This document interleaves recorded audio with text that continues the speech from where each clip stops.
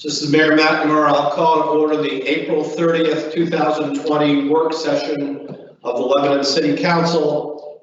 We have online with us tonight Councilors Sykes, Winnie, Heisted, Belo, and Hill. Councilor Bronner is here in the chambers with us, and Councilor Prentice will be joining us a little bit later, as well, I hope, Councilor Zook. So why don't you go ahead, Sean, and give the spiel on how to dial in. Yes, so tonight's meeting is being conducted virtually due to the COVID-19 pandemic situation. It is unhealthy for the board and its members to meet in close proximity to one another. That therefore is being conducted virtually in accordance with the emergency orders issued by the governor and also referenced RSA 91A. If anybody who's calling in, which I don't see any right now, if any persons are calling in, if they wish to speak, when you are recognized, dial *6 and we will take questions at that particular time. Although this is a workshop and not a regular meeting, but that'll be up to the mayor if he chooses at any given time. And just a couple of other things too, and you'll hear this throughout this. There are some things that the department heads or staff may be speaking about as to what our objectives are going to be during the year. Some of those are subject to budget decisions, and some of those I have not made a determination yet on budget decisions. And you'll hear that certainly on the DPW when we get to that particular section. And without any further ado, we'll start off with the library. Yeah, so why don't we start off with the libraries, and we will be taking questions later on planning issues. So I said, Councilor Prentice is going to be a little bit late. She has a number of planning related questions. I thought we'd try to take them all at once, so we'll give her a little time, and perhaps by the time we are done with the library, she will have signed up. Okay, this is Sean Fleming talking about the libraries, and we're starting on, well, first of all, I'd like to say thank you and good to see you all here tonight, city councilors and the city manager. And so we're starting on improving the library facilities. So regarding improving the facilities, as George mentioned the other night, council support for the Kilton project back in 2008 came in the midst of the Wall Street collapse. So we waited until the next financial calamity to plan to come to the council again, and here we are. So for a number of years, we've been planning on renovations. We've been doing some incremental renovations as well. Again, as George stated on Tuesday, our focus should be on personnel over facilities, but there are some good reasons for renovating in a time like this, such as low interest rates, injecting money into the local economy by helping employ people on projects, and the fact that this would not impact the tax rate until 2022, the possibility of federal funding for shovel-ready projects, which Sean has emphasized in conversations about the project. We'll have a better picture of the local and national economic situation as the year progresses, of course. I don't want to get too much into the details of the renovations that we're planning. We're going to bring this as a CIP project, but that's all I have for that one. So moving on to maintaining the Lebanon Public Library's role as the information center of the community. So I was glad to hear Karen Zook bring up the issue of information access Tuesday night. The fact that some people don't have a way to reliably access the internet. So the idea that everyone in Lebanon has easy access to the internet is really a myth. I've heard it said a number of times over the years, even in 2020 now, there is still a digital divide in Lebanon. We're better off than a lot of the surrounding communities, the farther away you go from this hub, but there still is that digital divide. And one way of illustrating that is that a lot of people, the fact that a lot of people need help accessing the internet is that we have about 20 Wi-Fi hotspots. They run on the Sprint cellular network, and they're a bargain. We are able to get them with unlimited data for $10 a month. And they've been, ever since we got them a couple of years ago, they've just been very, very popular. Run on the Sprint cellular network. You heard me right. It's $10 a month, unlimited data. Unfortunately, I can't get you that deal. It's just for libraries. And we can't reach everyone. We just found that out, actually. It doesn't, Sprint does not have coverage in every single area of Lebanon. We were trying to help out a family that that had their internet was not as good as they thought it was when the school closure happened. But we do reach a really good percentage of the population. And then there's the more traditional way that we provide information access with the computers in our library too. So as you all know, some people don't have the funds to pay for high-speed internet at home. I pay $75 a month. I know probably a lot of us who are listening to me right now can pay for that, but there are a lot of people who also can't. So once our buildings reopen, we're going to see a lot of people who are going to be coming in to use the computers. I was here after that 2008. It was here before the 2008 crash. I was there after, and it was a long, slow recovery. So we're nationwide at 10% on unemployment at its peak. And it took a long time for those numbers to go down. And so we had a lot of people who were looking for jobs, a lot of people who were filling out unemployment claims for a number of years. And this is where skilled librarians come into play, because we were helping people fill out these forms, apply for jobs. Because the way that a lot of employers, one reason that employers put in place a process where you're filling out applications online is they do want to weed people out with that process as well. And sometimes it's a matter of somebody just learning a skill or two on the computer that makes them employable. And that's one thing that we do as librarians. One more item I'd like to discuss that's not here on the screen actually, because as Sean pointed out the other night, this is already out of date. Things go out of date very quickly these days in the pandemic. It's the role the library is playing in the city during the pandemic. So our IT librarian, Chuck McAndrew, and our systems librarian, Jackie Frisina, are working with Melanie Cooper right now to help implement improvements to some of the digital systems that we have in place, and then some of the things that we don't actually have a digital system for, but that would really help. For example, the landfill ticket system that requires close contact. They're looking to do something digital so they don't have to get so close to people in their cars. So Chuck's working with Melanie on the landfill ticket system, and Jackie's working on HR's new application process that we want to implement. That's just two examples of how we're able to help the municipality at large. We've been doing a little of that even before the pandemic. It's been my goal to do that for a while, and I'd like to see more of it after this is all over, which is hopefully soon. All right, we could move down to continue to provide quality programs.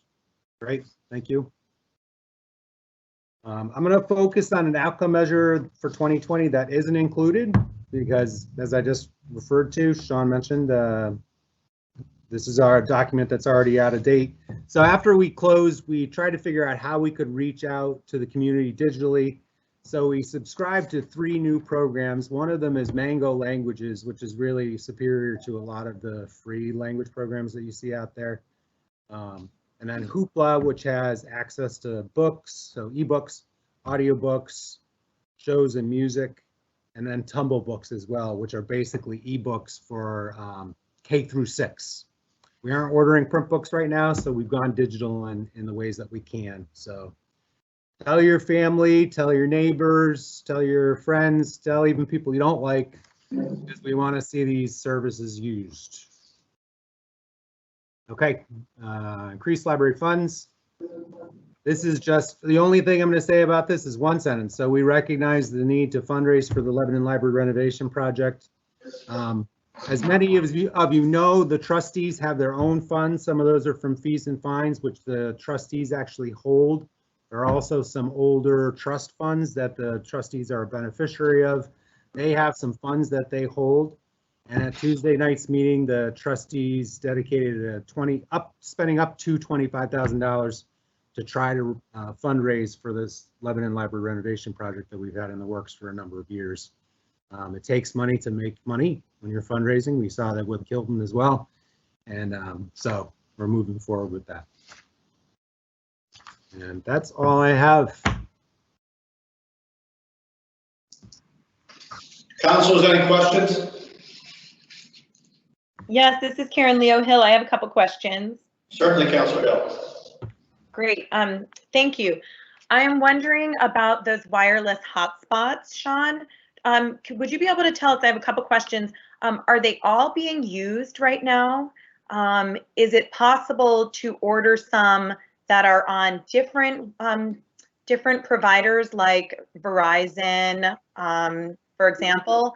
And have we been in communication with the school district to do any matching to make sure that families who are having a hard time with remote learning are particularly being targeted for some of these hotspots? Those are my questions about the hotspots. Okay, I'll try to answer all those. Let me know if I've forgotten any of them as we go along. But it's something that we've been talking about actually since like the first couple days when we closed. So when we closed initially to the public, we were still having staff come in through the Wednesday of the next week. So we planned to close late Friday afternoon. Then over the weekend, we tried to figure out what the SAU was going to need because we do have those. We initially bought 20 of those Wi-Fi hotspots. Some of them had broken, and we actually were in the process of ordering those and getting them in. And so in reaching out to the school system, they did say they could use this as like a backstop. What happened was we found out from the provider for the hotspots that as of that Friday when we decided to close, there were, as she quoted to us, there were tens of thousands of those hotspots. By Monday, there were 10,000. By Tuesday, there were none. And so when we tried to order them, we wanted to actually get 40 of them in total. We were just gonna, I talked to the chair of our trustees. I said, this is gonna be something where we can really help. Let's just get 40 of these, because you heard about what the price per hotspot is. $10 per month is really reasonable. But by the time we tried to order them on Tuesday, they were gone. And even the ones we had ordered some pre-pandemic, or at least pre-closure, and we only got those in last week. So to your question about could we go with another provider? So could we go to Verizon was one question I've heard. I actually talked to Chuck McAndrew, our RT librarian, about this the other day, and Sprint's really the only one that offers a deal like that. And so if we went with Verizon, they actually don't have an unlimited data plan at all. And so it just wouldn't work. If it were going to be a matter of us paying more and still having the unlimited data, I would say let's really seriously look at that. But because Verizon, which is the only other one that we looked at, but we could take a look at some other providers and see if there's anything out there. But to the best of our knowledge, Sprint is the only one that has the kind of deal that we're talking about. All of our items are in circulation to patrons. We're not taking anything back. So we can't actually, so the people who have the hotspots have the hotspots. And so, yeah, I'd like to be able to circulate those, but we really have limited staff in our buildings right now. And as far as are the existing ones all distributed at this point? Yes. Okay. I'm sorry. No, actually so the ones that we got on back order, we do have 6 actually right on my desk here. It's a matter of getting them to people. I've been in touch with Diane Estes at the SAU, just emailed her today actually. And from what I understand, besides the one family that I've been in touch with in the last week or so, they're not saying that they have any need for that. I am trying to work with our IT librarian, Chuck McAndrew, because I'm trying to figure out, like at one point we thought everybody had access to fiber in Lebanon. And we're finding out that that's not the case because, you know, the assessment that we relied on was from the provider. So I'm actually been emailing Diane today about that to find out what's the real number? How many households are there out there that don't have access to fiber? Because a few years ago, Chuck actually brought a project to my attention that was happening in Detroit 2 years ago, where what they were doing was there's a lot of dark fiber in Detroit where they actually have fiber, but the companies choose not to turn it on because of high foreclosure rates and various other factors. And so there are ways what you do is you actually can mount some devices on high spots, and then you can distribute the internet that way. We thought that they were due to what we, the report that we had from the internet providers, we didn't think there was a need for that. Not so sure now, so we're doing a little bit more research on that. I find it hard to believe that there are no families in the school district that are having problems with regular internet access. That does not sound like a probable statement to me at all. But setting that aside, I'm glad to hear that you are working with the school district and pushing on that issue. Another question then is, do you have a list somewhere of all the remote programming that the library offers? I heard you talk about the Mango program, and I know that I heard Amy Lappin today, and by the way, kudos to Amy for representing Lebanon very well today on the exchange. I loved hearing her voice. That was really nice. But I heard her mention that the library is streaming movies, for example, things like that. Is there a place, is there like one page that has all the resources that are available, you know, remotely that people might not know about through the library right now, like those language programs and other things? Yeah, if you go to leblibrary.com, so we did modify our webpage the first few days when we were closed. And then we actually had some patrons who told us through our trustees that they weren't sure what was offered through, you know, we were closed, but what were we offering digitally? So we actually updated our page again to really try to put that information in one spot. But if you go to our webpage, you'll find, you know, you can find that. There are a couple of drop-down menus, and I think, so one from what I recall is research and learn, and then I can't recall what the other one is, but you know, if you do just a minute or two of taking a tour around the library webpage, you're going to come across the resources there. We try not to hide it. And do people need to have a library card in order to access these resources?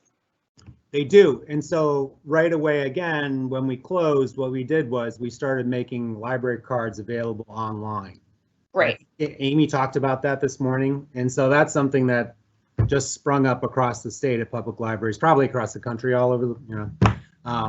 So we have batches of library cards. We have librarians who are answering questions. So if people just email library@leblibrary.com, they're going to get a response very quickly, and they can get a library card. We didn't provide this service before because we have a requirement that you're a resident. So we're really, you know, we're having to trust that people are being honest about the fact that they're residents because we have a non-resident fee. So, you know, but that's what we're doing during the pandemic. You have to take measures like this in order to provide services to people. That's great. Thank you very much. You are very welcome. Any other councils have questions for Sean? Okay, hearing none. Let's move to assessing. I see that Councilor Prentice is not signed on yet, so let's move to assessing. Rick Vincent, please. Yep, I'm here. All right. I'd like to make my presentation really exciting, but the truth is my work is pretty mundane. So I won't bore you with all the details on the different bullet points here. If you have any questions, feel free to ask. The big issue is the citywide reevaluation that we're doing this year. So I'm gearing up for that.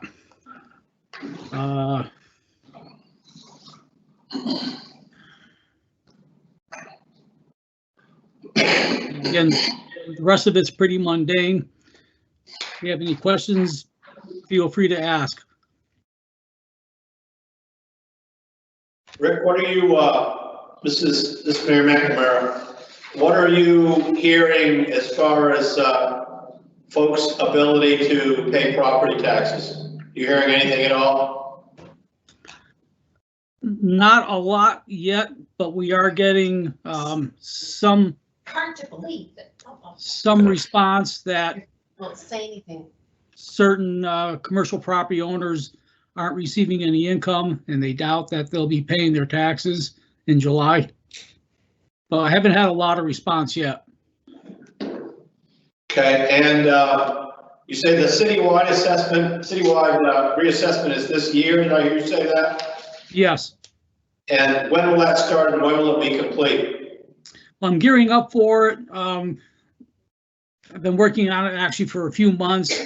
I'm on vacation this week. When I get back on Monday, I'll really be jumping into it. It should be completed probably in July or August.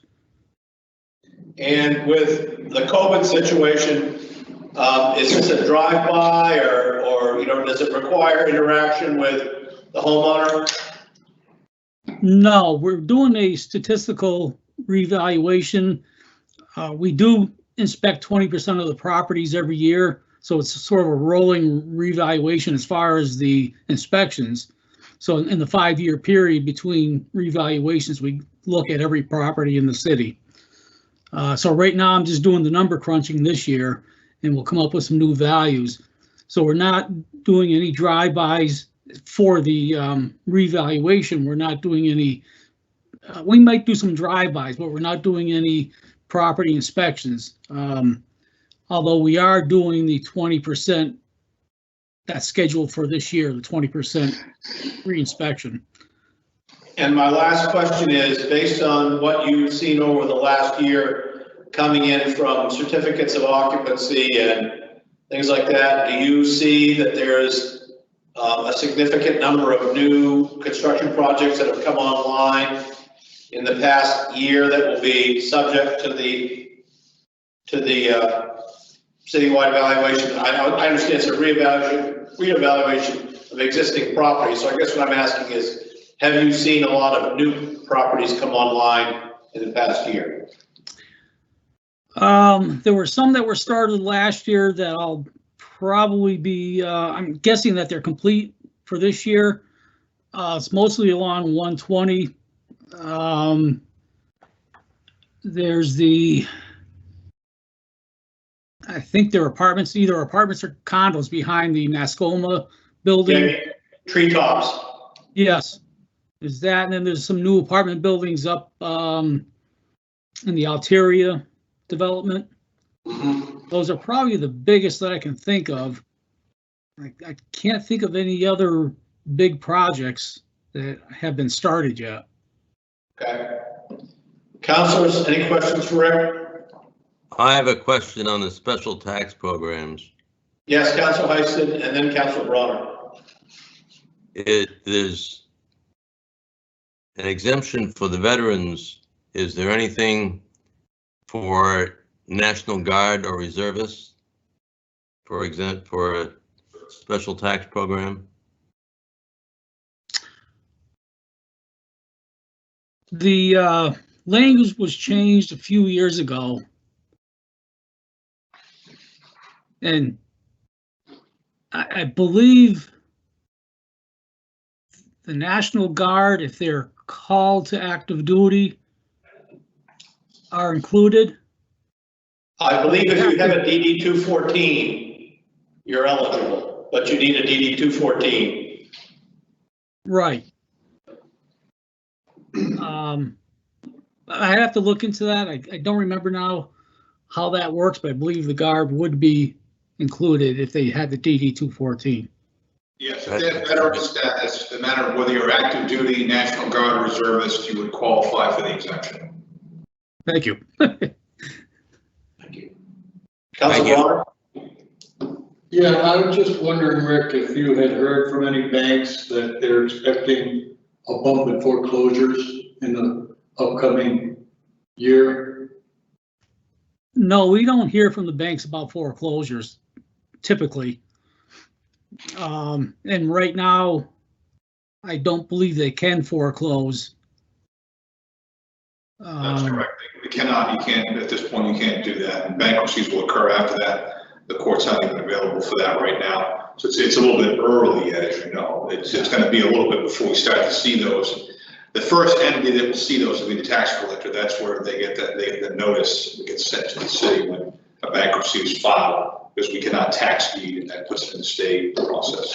It's a bit early yet to get those. What we are getting is the phone calls from businesses, and there haven't been a lot, but there have been a few from businesses saying they expect to have difficulties in paying their tax bills. Any other questions for Rick Vincent? Okay, thank you, Rick. Thank you. Planning now or two? Let's go to police and we'll go to planning after. Chief Mellon. Good evening. Can everybody hear me? Yeah. Okay, so I'm going to give you a brief overview, really kind of focusing on our accomplishments and some of our measurements for 2020. You obviously have a copy of our work plan and our strategic plan. The strategic plan will be updated over the course of the coming weeks, slightly to reflect some of the changes or some of the things that we've accomplished, and we have accomplished quite a bit. So a lot of what I'll talk about tonight does surround a Clia accreditation for good reasons. Over the last 2 or 3 years, I've talked a lot about Clia accreditation, and just as a reminder, it's the international standard, the international accreditation standard for law enforcement, public safety agencies, kind of the gold standard as to best practices, and it's quite an achievement to actually accomplish that. It's a 3-year process. For the last 3 years, we've been in what's called self-assessment, which is where we look at our policies, our procedures, the way we do business, and we make improvements, we write policy, and we have to meet hundreds of standards, bullet point standards, in order to get into the realm of accreditation. So we've been doing that, and Captain Tim Cohen has been our accreditation manager, has done a great job, and he's brought us along. Everybody in the department has had a role one way or another. Many of our officers, our staff members, supervisors, civilians have had to provide what's called proofs. Not only do you have to meet the standards, but you have to prove that you're meeting those standards, and that involves putting together a lot of different proofs of showing in our day-to-day activities that we meet these standards. So we've been doing that for 3 years, and now we're at the culmination of that. And so we are actually scheduled for our web-based assessment in May 8th through 16th, and then our on-site assessment June 22nd and 23rd. And we anticipate actually being awarded the accreditation award come November at the Clia conference in Little Rock, Arkansas. So behind the scenes, it's been a tremendous amount of work throughout the department, especially with Captain Cohen, but every staff member has had a hand in that. Because our officers are bound by these changes that we make. They're bound by the things that we're doing to become better, and then they have to help us prove that we're doing these things. So that's coming to a head, and I'm really happy about that. It's been a lot of work. One of the biggest projects that we did as far as a physical project was a complete overhaul of our evidence room. When I was first hired in 2015, our evidence room looked as though it had held every piece of evidence since the police department actually was created. At least it seemed that way. And over the course of 4 years now, and Officer Brett Clia has really spearheaded this project as of late, completely overhauled it, completely inventoried every single piece of evidence, cleaned out what we could clean out, returned what we could return, destroyed what we could destroy through court order, and it looks like a first-rate, first-class evidence facility now, and we're really proud of that.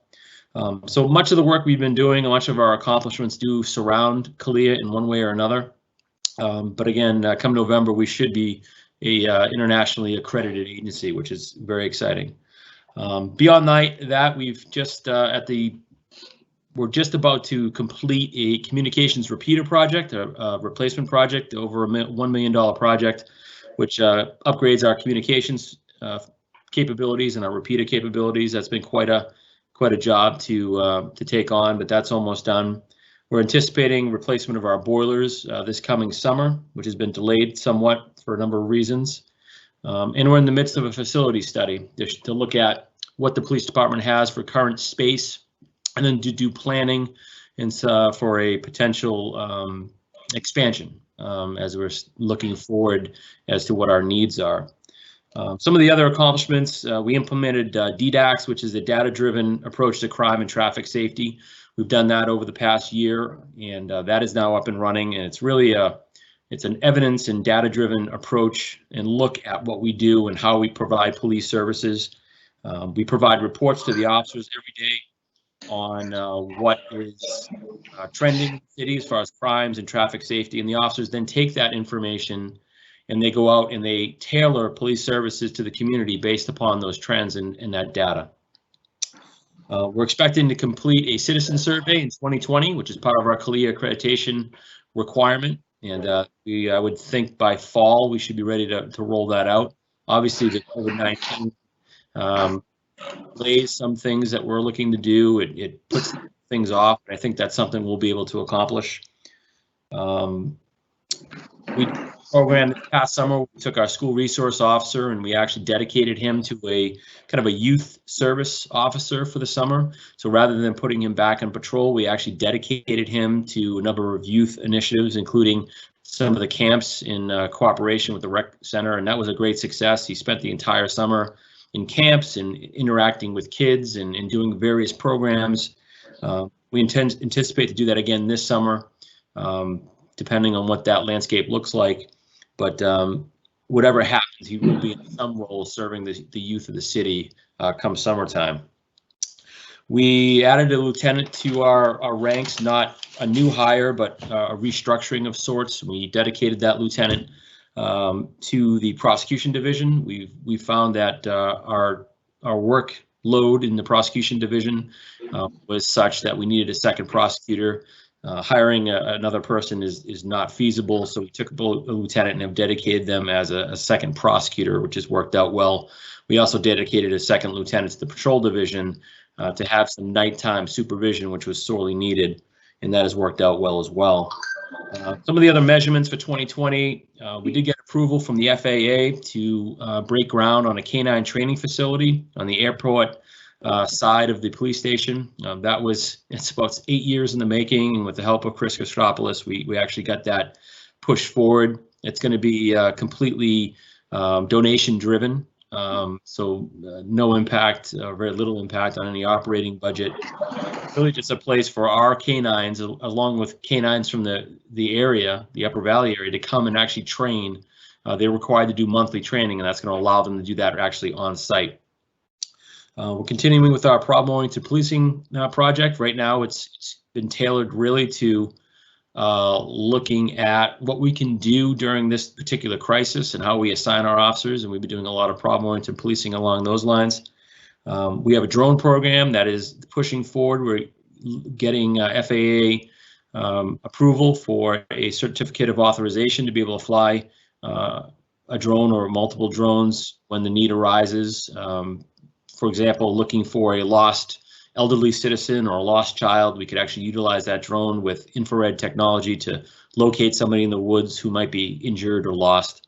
So that's something that's on the horizon. And then lastly, we've been doing really with this crisis, we've kind of shifted gears a little bit and really tried to increase our presence and our visibility within the city in various locations, including many of our trails and our outside locations where we're seeing a lot of foot traffic. And down on 12A, where our stores, a couple of our stores that are open currently, are seeing a lot of traffic. So it's important for us to have that presence to give people a sense of security within the city during kind of really uncharted times. So that's it in a nutshell. I've touched on a lot of different things. Welcome to take any questions. Councilors, any questions for Chief Mello? Yes, this is Karen Leo Hill. I have a couple questions. Certainly, Councilor Hill. But first, actually, I just saw a note from Councilor Prentice that she has arrived, but she's having a hard time hearing everyone. So I'm hoping that maybe Tom or someone can get in touch with her and help her troubleshoot that. Just wanted. I think I got it. Can you hear me? I think I have a Karen, thanks for letting everyone know. I think I got it figured out now. Okay, good. Sorry. Awesome. Thank you. I apologize. Yeah, Chief Mello, a lot of people are talking about with the pandemic, I guess, two things. One is that sort of I don't want to say conventional crime, but like the kind of traditional stuff that you might see is reducing. And secondly, that sadly, domestic violence is increasing. I'm wondering if you can comment on whether those patterns are holding true in Lebanon, and how, I guess how you're responding to that. Sure. So I run the numbers quite frequently, and I looked at actually a comparison of March 19 to March 20, just to see what the the month comparison would look like. And we do see a reduction in some calls for service. It's not as significant as you would think. It actually was surprising to me. For example, our arrests are down by half in that 1 month, which is expected. We're seeing less traffic out there, less traffic stops, less proactive arrests, which is understandable. But we're seeing other calls that have increased threefold. We're dedicating ourselves to doing a lot of business checks right now because businesses are closed. So we're checking those businesses on a regular basis. We're walking into businesses that are open to have a presence.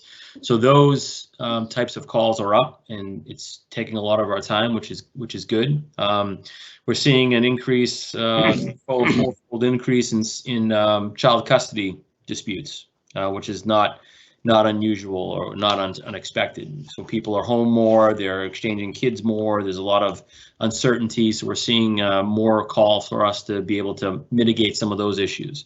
Disorderly conduct calls is up by about 400%. We're seeing a lot of people in the community. Some substance abuse is up. We've had more overdoses in this particular month than in the month of the previous year. So we're seeing some things that we expect, some unfortunate consequences of this particular pandemic. We're seeing less calls of certain natures, less juvenile issues, if you can believe that. We thought we'd see more. We're actually seeing less in a month-by-month comparison to last year. Domestics were about the same for March. We're seeing an uptick just anecdotally in April. And I think as we continue to see stay-at-home orders, we're going to continue to see a rise in domestic disturbances. And I think WISE, along with the police department, is doing a good job trying to manage that problem, and offering services where we can. Certainly WISE is offering services where they can, and we connect victims where victims are willing to be connected in those instances. So yeah, to answer your question, it's an ebb and flow. We're seeing a reduction in some areas, and we're seeing increases in others. Councilors, any other questions for the chief? Oh, sorry, just to follow up on that. Sure. I recall, so just looking forward, I recall that after the recession 10 years ago, there was kind of, and times got really hard for people. There were certain calls, certain areas that increased, and I think I'm recalling like shoplifting started to become much more of a problem, and kind of the small robbery stuff, or whatever it's called. I don't know what it's called, but I think it might be interesting to do an assessment, looking back at our own data in Lebanon to see what was happening in the community afterwards, and maybe to help us do a little proactive planning for what we might anticipate over the coming year or two if the economy really kind of has that, really bottoms out the way that it did 10 years ago. So I just want to put that out there, that if there's a way for us to be proactive about, working with the community to try and prevent or mitigate some of what we think might be coming ahead, I think that would, that could be helpful. Thanks. Appreciate that. That is part of our data-driven approach, and it would be definitely appropriate to look back to a very similar time with the crash of 2008. That might give us some kind of foreshadowing, I guess, of what might come. I got a question for Chief Mello. Yes, that's what I said. In thinking about domestic violence and the issues that all surround that, I notice under your strategies that you're still running the RED classes, and I believe strongly that is a very effective class that we should promote as much as we can. I don't know if there's a way of publicizing that or promoting it so that you'd have the need for more classes or how we get that information out to the public, but that I think is a very important program that you're doing.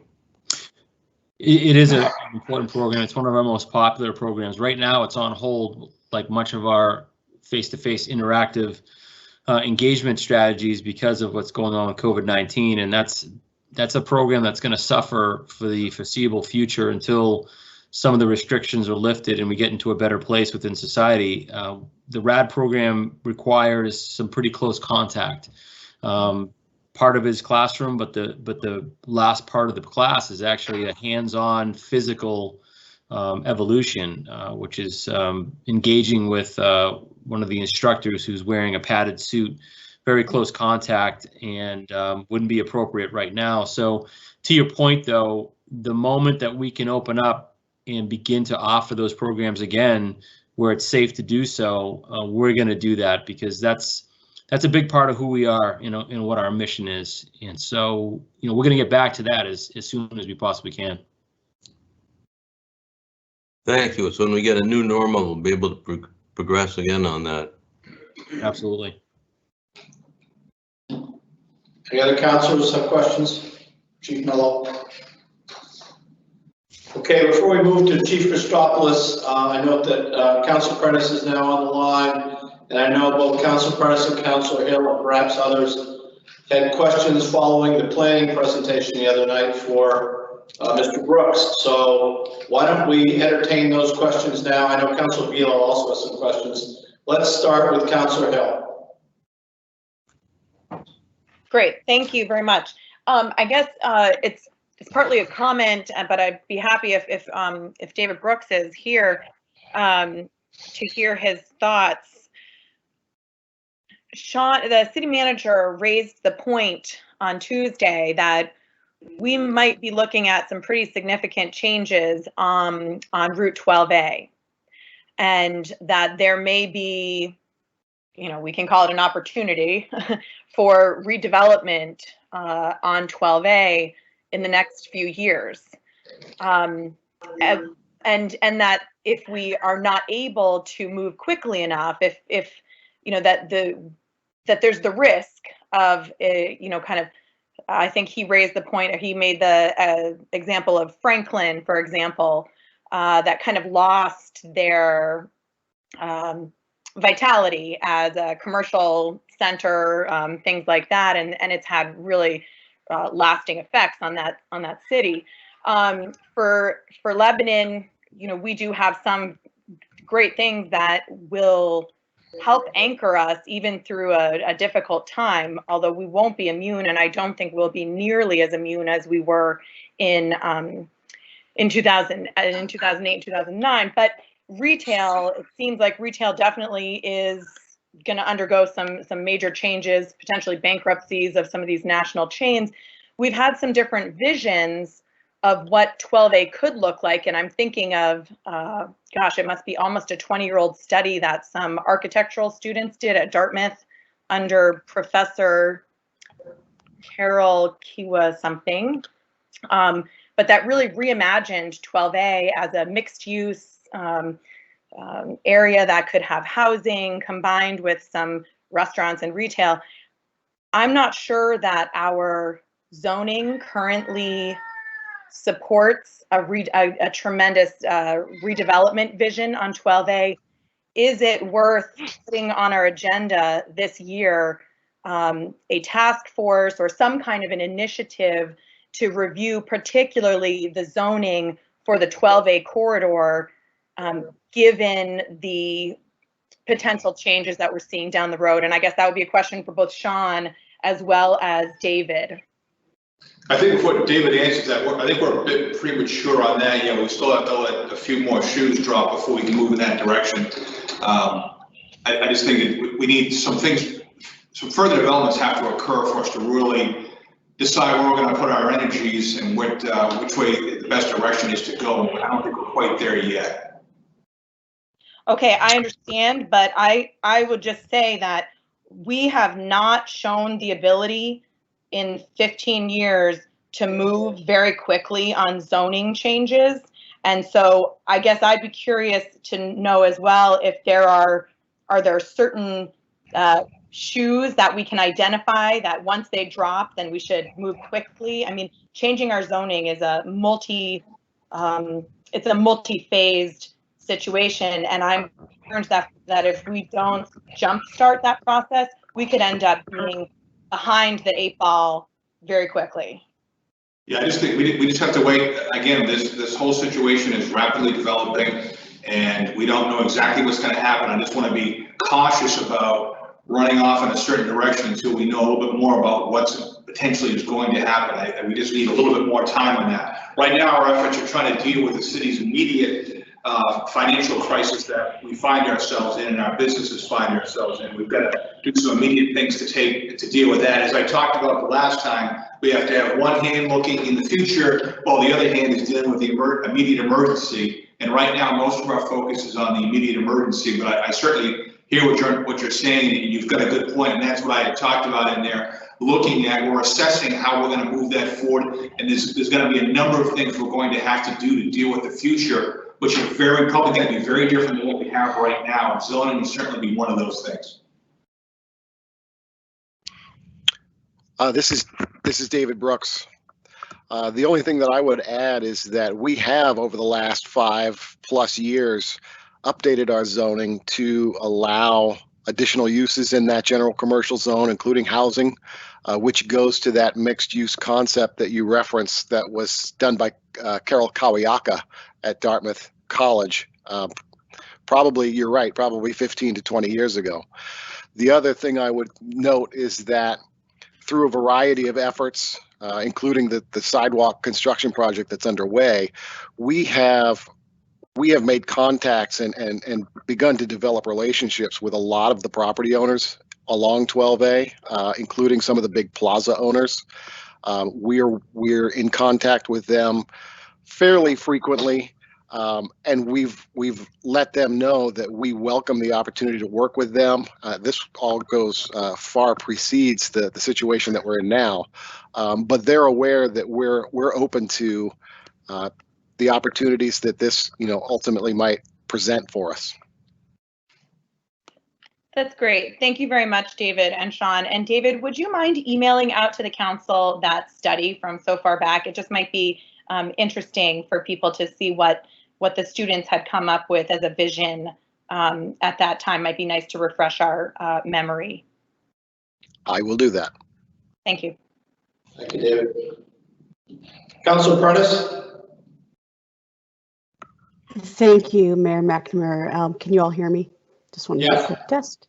Okay, perfect. And I appreciate the opportunity. Sorry, I have colleagues on in California that I had to wrap a project with towards the end of the day. So I wanted to just go back and say that I thought that David's planning presentation, as usual, was very strong and is also very ambitious. And I don't really have a question. I want to make a statement. And this, I pulled up on my other computer these emails these very friendly professional emails that I get from a gentleman named Mike Keiss from Vital Communities pretty regularly on that he sends out throughout the Upper Valley, letting people know what the planning board's doing in Lebanon and why they should be either going to the meetings or watching the meetings or lending their support to a number of projects. And I should preface this all by saying I'm not opposed to affordable housing, to market rate housing. I mean, I understand that there's some need, but what exactly is the need? Because here's a concern. This is one coming from just this past April. Several proposals, 309 units in a 4-building multifamily complex on Support Road, 47 apartments on Bank Street. This conversion of office space into 3 apartments, that's fine. And then there's another one. The board will also review a proposal to construct a 250 apartment complex at 343 Mount Support Road, but will not be able to take public comment at that time. I have 3 or 4 of these, and every time I get them, I thank Mike for sending them to me, and then I say, all right, so what are the other communities doing in the Upper Valley that relates to housing? What respectfully, what are the contributions? I understand that we're a regional hub, and I understand that we are, we've taken a leadership role, and I don't see a way for us to go back.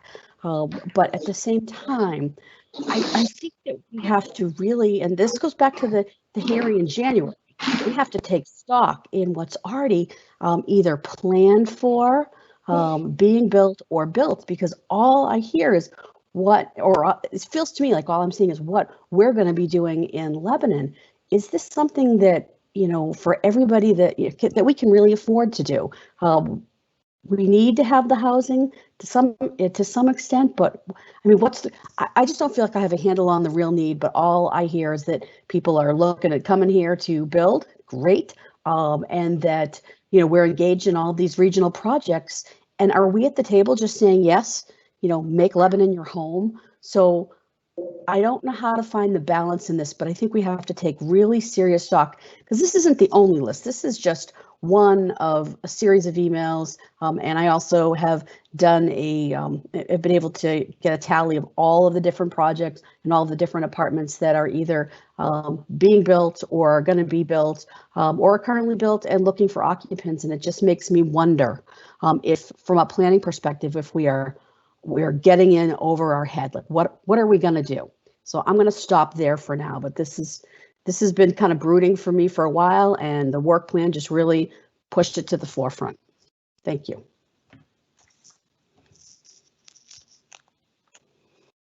David, Silence. What did I say? David, do you want to respond at all to that?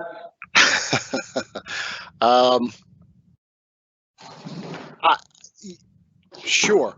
There's quite a bit going on, obviously. Some of the projects that are underway, perhaps on Councilor Prentice's list, have been approved for more than a decade, and they're not going anywhere. And there's no real, I don't see any urgency on the part of those developers. So I'm not sure what to say, whether those units are ever going to come to fruition or not. Some of the projects that are underway already are going to be finished. Whether some of the projects that have been, have come through the conceptual review process will result in actual formal applications remains to be seen. The other thing that I would point out is that as the hub, the jobs are in Lebanon, the businesses are in Lebanon. I looked at some 2017 data. At that time, we had roughly twice as many jobs, more than twice as many jobs in Lebanon as in Hanover, roughly twice as many jobs in Lebanon as in Hartford, Vermont. If you add up Hartford, Enfield, Norwich, and Hanover, all of those towns combined, we're pretty close to the same number of jobs. So the businesses are here, the jobs are here. The housing, if the housing is not here, then the cars will be here. The idea of smart planning and putting housing close to where the businesses might be located, or where the transit and the services might be located, gives us the possibility of not getting the cars. And if Lebanon does, I fully appreciate, I truly appreciate Councilor Prentice's point here. But I don't know that the city of Lebanon can control what other communities do or do not do. If the city of Lebanon doesn't do what it thinks it needs to do, I don't think that's going to result in shaming any other community into action.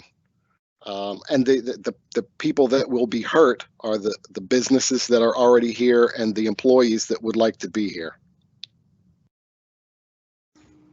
Could I just follow up on that a little bit?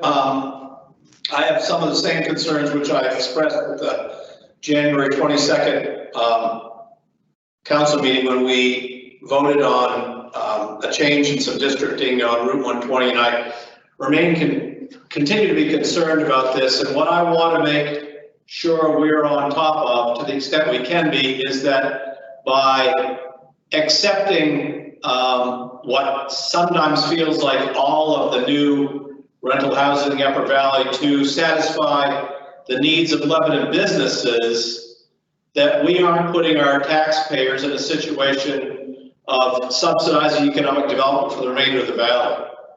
And so in saying that, and I don't need a response now, I'm just throwing this out there, you know, what we found over time is that businesses that we thought were a net positive to the tax base sometimes are not. We found that the number of calls, police, fire, ambulance that we have to some of our retail businesses are far greater than we thought they were. And so what they're generating for taxes may in fact not be the great boom that we thought it was. We certainly have seen that with our over 50 housing facilities. We figured no children, these are going to be money makers, and we find that they take a lot of ambulance and EMS calls that are unreimbursed. So I want to make sure that we are all going into this sort of a new situation with our eyes wide open and with as much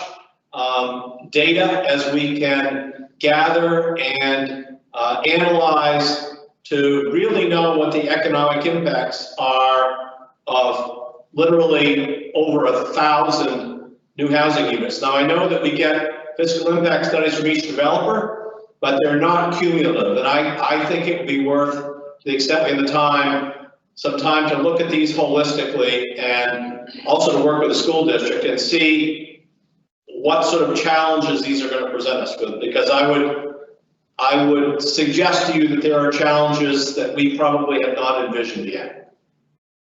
That's all I have to say on that. So, Mayor McNamara, this is Paula. Can I have a minute? Of course you can, Paul. But then I'm going to call on Councilor Velo. Okay. So, I think everybody that's listening here knows that I've been with the city for a very, very, very long time. And when I first came on board, we were in the midst of a huge development boom, which is why my job went from temporary to permanent. There was so many hundreds of housing units on the books when I first started with the city.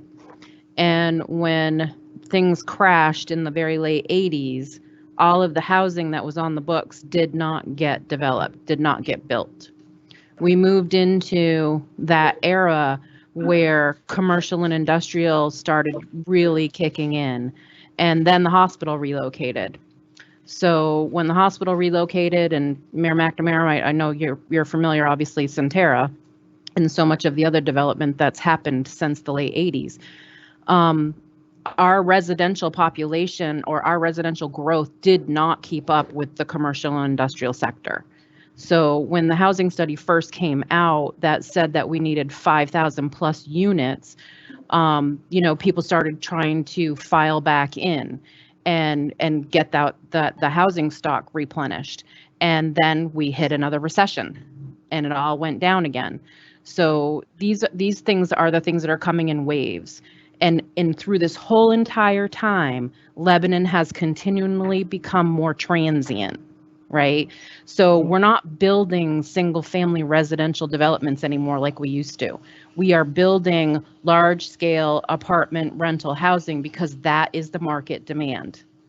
So there's more complexities in all of this that need to get looked at. And I completely understand where all of you are coming from. And I completely understand that, yes, there is this economic side of things when we're talking about the need for more affordable housing. But, at the same point in time, we do have to look at the fact that we're trying to manage the environmental side of things also. And so having all of the people in their cars, because we're not a population that is serviced by large-scale public transportation, and people can't get here to work without driving in their vehicles. And so, trying to build the housing that is going to serve those businesses, there does have to be a balance. So, I just wanted to chime in on that part so that's discussion's part of it also. Thank you. Any other questions for planning before I call on, Councilor Velo next. Councilor Velo. Thank you, and thank you for those thoughts, Paula. I think I've been here through all those changes and seen Lebanon changed from a town city that was still recovering from the mills closing and still had a tannery operating, and these ups and downs. In that context, I wanted to call attention to, I think at the top of page 37 in last Tuesday's agenda. I could share my screen. I have it ready to go up. Please I'll try do. to request control. You should just be able to hit the share. Yep, share. There's Bruce. There we go.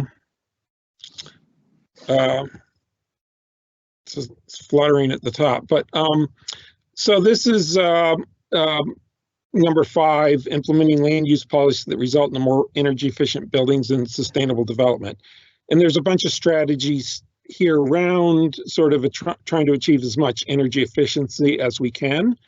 And this whole, sort of land use question, the trade-off between transportation and traffic of people coming into jobs, and what kind of, it's interesting, the sort of apartment aspect, the transient population aspect to this is partially the fact that the types of jobs that we have had developed by choice or not are in the medical profession with DHMC in particular, as well as in high tech, the kinds of businesses that are at Centera or other parts of the city. And those tend to, they do attract a younger population that hasn't often started families yet, and that's part of that demand. But the point I kind of wanted to get to in terms of our work plan on this issue, because I do think this bears, a lot of thought and thinking through the concerns that everyone sort of raised in this regard.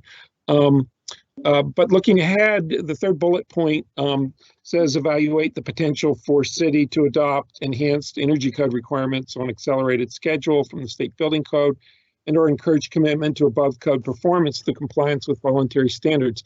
I'd like to suggest, rather than putting that entirely off till sort of next year, is that we start thinking about sort of breaking that into 2 parts.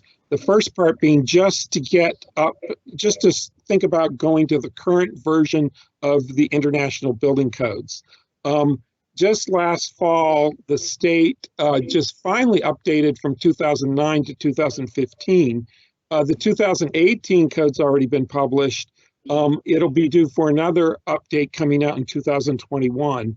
And in the past couple of years, we've changed our fire code so that we automatically update to the most recent version of the fire code as they get published.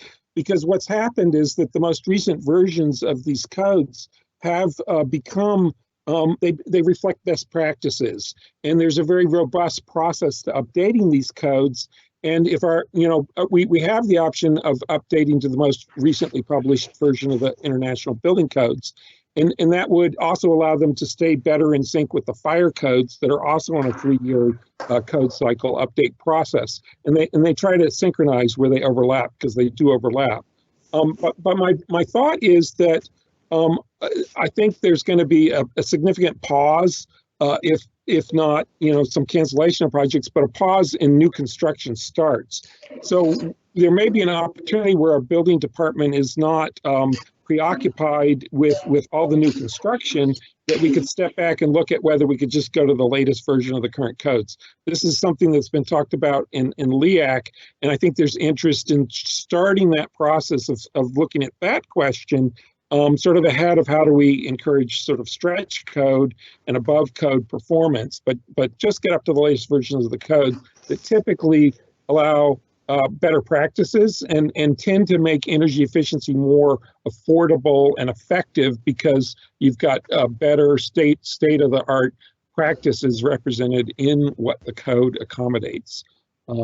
And architects and builders would often rather just go to the most recent version of the code because it reflects improvements where there's been a consensus on how to improve the code.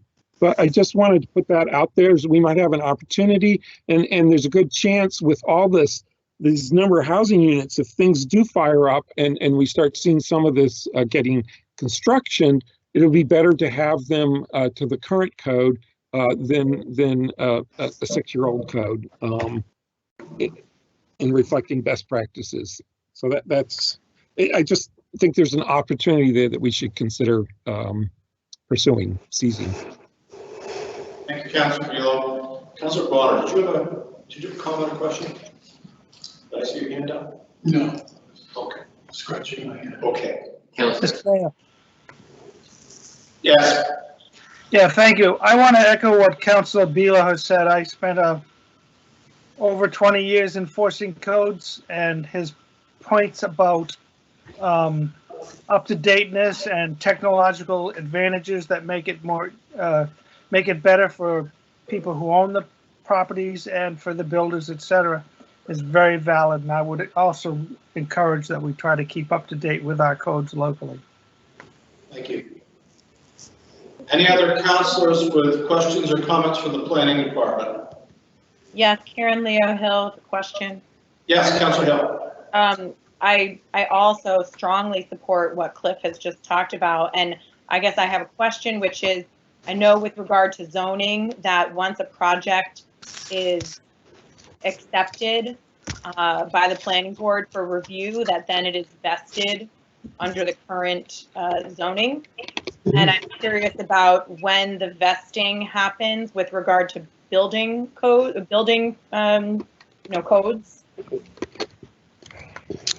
I believe it is with the issuance of the building permit, but I can check that out. It may be the application for the building permit. Okay, I definitely support what Cliff is saying. I think to the degree that any department has slack as a result of the pandemic, it would be a good time for us to get ahead on these things. And I think that I just want to underscore, I know that Councilor Beelow made the point the other day about how the concept of flattening the curve applies to more than just the pandemic. It applies to the major crisis, our existential threat, which is climate change. And I think, these kinds of things, anything that we can do to help flatten the curve of that is good. So I strongly support that. And I appreciate Councilor Beelow bringing his expertise to help us find where there might be ways we could actually advance that during even this time. Thank you, Councilor Hill. Any other councilors with questions for Mr. Brooks? Hearing none, let's move to fire. Chief Christopoulos, welcome. Good evening. So obviously there's a lot going on right now, but last year I'll hit some of the highlights of the little time that I was able to spend at the fire department. As you're aware, at the airport for all of last year, largely. We did have a firefighter that was activated from the New Hampshire National Guard to full active duty. He's overseas currently. Under the conditions of our SAFER grant, we were required to backfill that position for as a temporary until he returns. So that position was filled. We were able to finally get our new station alerting system implemented and up and running. It has been a far cry from what we had in the past, and I think it will lead to some of the things that we're trying to accomplish in 2020 and beyond. For example, already I can tell you anecdotally that our turnout time for emergency medical services calls is down. We're getting earlier notifications with this system. We're getting more detailed information early on calls, which allows us to deploy the appropriate resources. Some of the things that we're hoping to accomplish in 2020 or will, despite a lot of the time that I'm spending related to COVID now, you will be seeing a proposed ambulance fee change probably late summer. We're about 2 years into our current rates and we're reviewing that process now. As Chief Mello alluded to, there's a public facilities improvement plan that's being worked on. I have a meeting tomorrow afternoon with our consultant to talk about fire stations a little bit more and some potential siting. So we'll take a hard look at that and keep moving forward on the planning. As you're aware, it's been presented before. We have a I'll say a gentleman's agreement at this point with Dartmouth Hitchcock to fund the community paramedicine program or mobile integrated healthcare. A draft of an agreement for that was sent to Dartmouth Hitchcock legal earlier this week. So we're optimistic that based on the conversations we continue to have with Dartmouth, that program will move forward in the not too distant future, including fully funding that funding the improvement of our vehicle intersection control system. The council appropriated funding to do all but the 120 corridor during last year's budget. So we'll try to hopefully be able to do the 120 corridor in the entire city either later this year or early in 2021.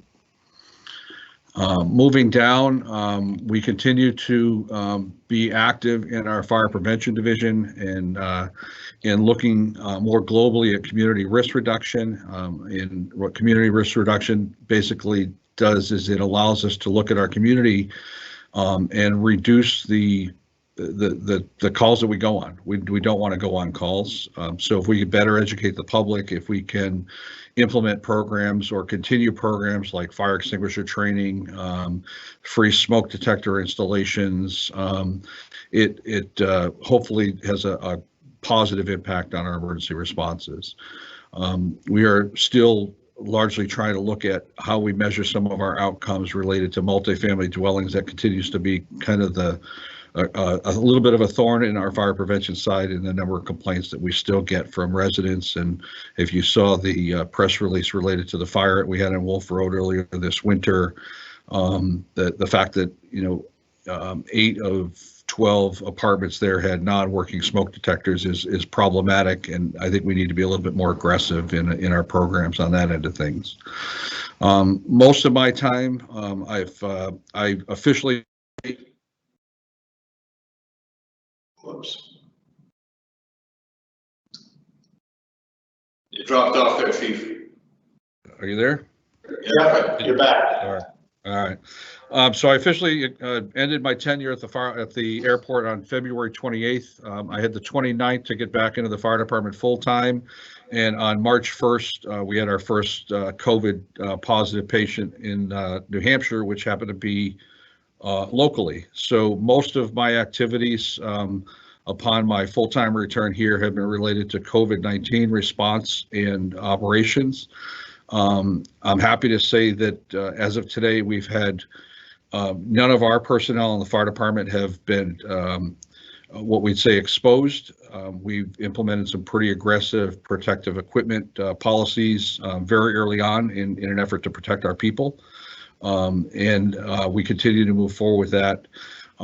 We've had a lot of calls where people are being screened as potential COVID patients. And fortunately, we're not seeing a ton of COVID patients at this point.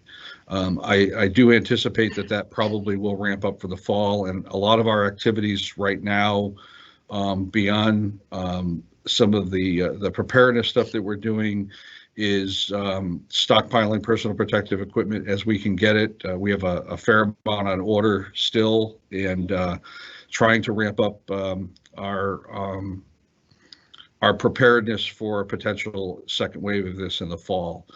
The other major thing that we're working on right now with our public health emergency plan is planning for potential mass vaccination clinics for fall. Ideally the fall of this year, more likely it'd be the winter spring of 2021, but we're trying to kind of get an idea where we're going to be with that. In 2019, we were able to secure an $8,000 grant to do a complete overhaul of our city emergency operations plan and our water department emergency operations plan. We found some holes in both, and it will better integrate the water department's emergency operations into the global city operations plan for emergencies. In 2019, we initiated a program where we're training all city staff on basic incident command and the National Incident Management System, and trying to ramp up and integrate as many city employees as we can into our emergency management structure. That program obviously has been a little bit on hold. We're a little bit behind because of COVID-19 and the inability to do face-to-face training. We're optimistic that we'll finish that, late this year with all city employees at that basic level, and that will allow us to transition into some advanced incident command for department heads or designated individuals. So we should have our emergency operations plan done in the next month or so. Obviously, again, with COVID, that's kind of taken a little bit of a back burner, but I think we'll have enough time over the next month or two to deal with that. On the upside related to COVID for us, we did receive $32,000 under the first CARES release of money from the federal government for Medicare reimbursements for potential lost revenue.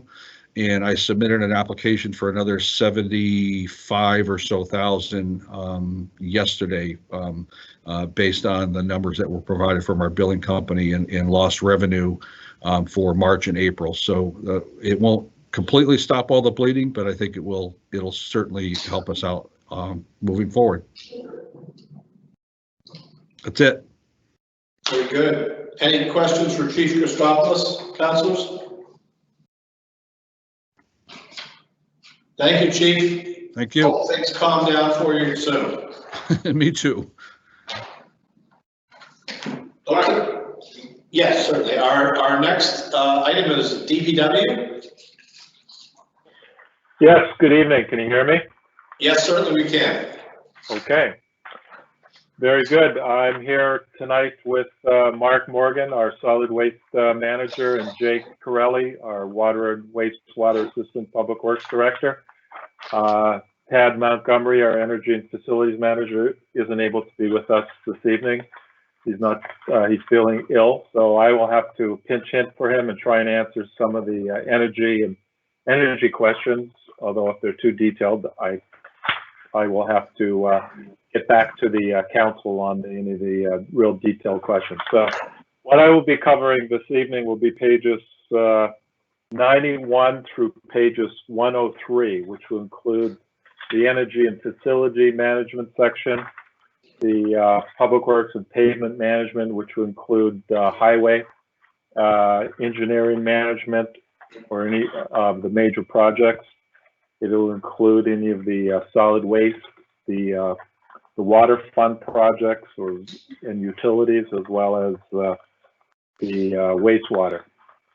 So as you can see, as we go through this, what I'm just going to do is just highlight the accomplishments from 2019, outcome measures that we're presently working on, and then looking ahead to 21, 22. And I'm sure the city manager will be able to chime in. And we have a pretty aggressive program that's set out before us as far as a lot of capital projects that we're going to be working on, whether it be solid waste or energy or water or highway. And things may change, but with COVID-19. But so I'm just going to present what was prepared at the time. And so as far as energy goes, starting on page 91, we've moved forward with energy audits at the police station, city hall, Lebanon library, water and wastewater plants, including a program where we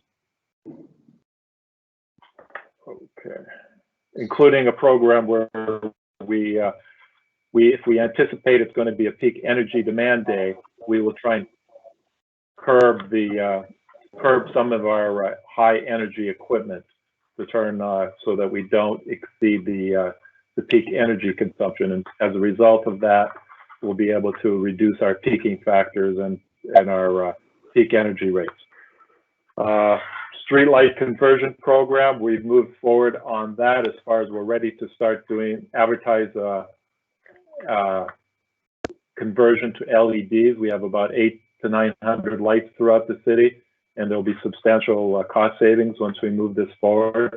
But we're still waiting for an agreement with PUC that will allow us to enter into some final negotiations with Liberty Utilities, and then we'll put together an advertisement for converting the streets and installing all of the LED lights, as well as putting in some smart controls. The solar project went ahead. We completed installing solar on the roofs of the DPW administration building, the maintenance garage, the Kilton Library, the police department, and 2 at the wastewater treatment plant, a ground mount as well as a roof mount. And we are evaluating phase 2 of the project, which will include putting solar panels on top of the city hall as part of that renovation, as well as at the airport. We've worked with the, as I mentioned, the wastewater and water plants for demand charges to reduce the annual capacity tag. And we're moving forward with citywide facility assessments on all of our buildings.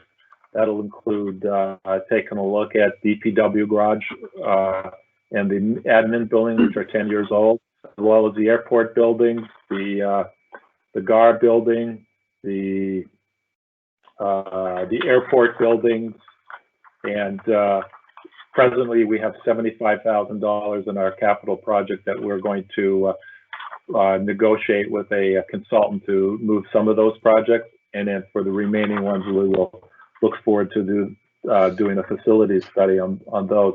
That will identify all of the features of a building, whether it be the roof or whether it be the energy or whether it be windows, and put together a 5 to 10 to 20 year improvement plan for city-owned buildings. And then we'll be able to identify them and put them into capital projects as we move forward. The facilities, energy and facilities managers has been very involved in the energy, the LEAC energy vehicle or electrical vehicle subcommittee. We've gotten our first electric vehicle, a Leaf, that's we've leased for 3 years, and we look forward to using that vehicle, as well as working with Electrify America, where they're looking to install some energy charging stations on Taylor Street, and that's just going through the design phase right now. Looking ahead, we're looking to move forward with a phase 2 of solar, like I mentioned, as well as working with a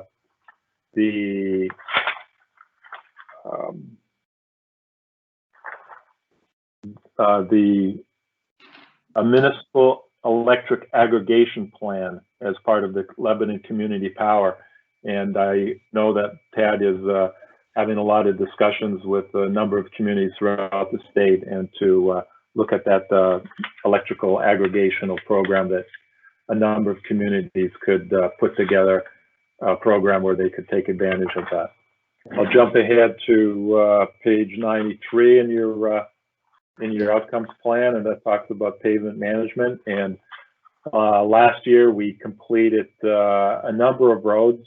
A lot of roads as part of CSO 11 and CSO 12 were paved, as well as part of our paving budget. We completed the Centura Parkway, Morgan Drive, section of Glen Road, Maple Avenue, and moving forward to this year, we look forward to paving Route 12A and Airport Road, as well as sections of, or actually all of Commerce Drive and Technology Drive.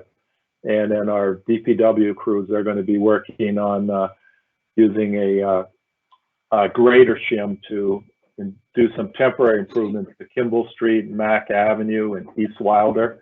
And we'll either negotiate or put out to bid some shim and overlay paving on the northeast or northwest corner of the city, up in Wyworth Road area, and High Crest and Chambers and Fairway Lane. In 2019, we purchased a asset management program, and so it's been about a year now. It's called Beehive, and we've been working diligently uploading all of our assets into the program, and that's a very laborious process. Assets such as all of our water system, our wastewater system, our roadway conditions, our drainage system, and including at our wastewater treatment plant and our water treatment plant, all of the individual items. So once all that information has been inputted, we'll move forward with work orders. And the program's in quite good shape now. We're confident that we're going to be able to, in the next few months, start actually having our staff go out into the field with tablets or Surface Go programs, and they will actually do work orders and track their information in the field, so that the supervision staff will assign the work orders at the beginning of the day or beginning of a work week, and they'll be able to, at the end of the week or end of the month, be able to identify all of the work orders that are completed, which would be a good tool for tracking the work orders, as well as the number of hours that are performed on each one of the tasks. That'll also be able to track pothole issues, signage issues, repair issues. So it should be a very good program, and we are going to have a intern working with us this summer just to help train some of the staff people on how to use a tablet, because that's challenging for some of the individuals.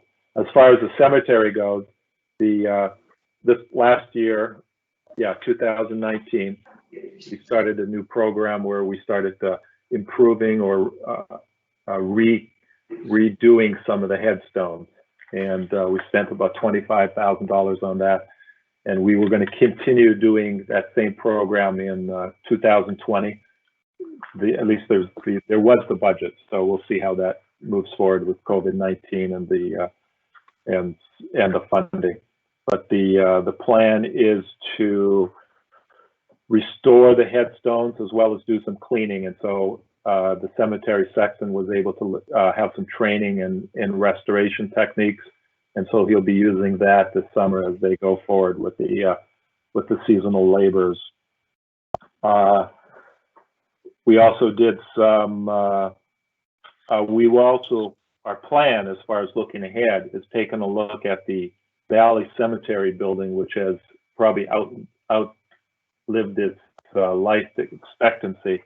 And we're looking at a new building that will be energy efficient and possibly be another location for our highway crew, where we could put a centralized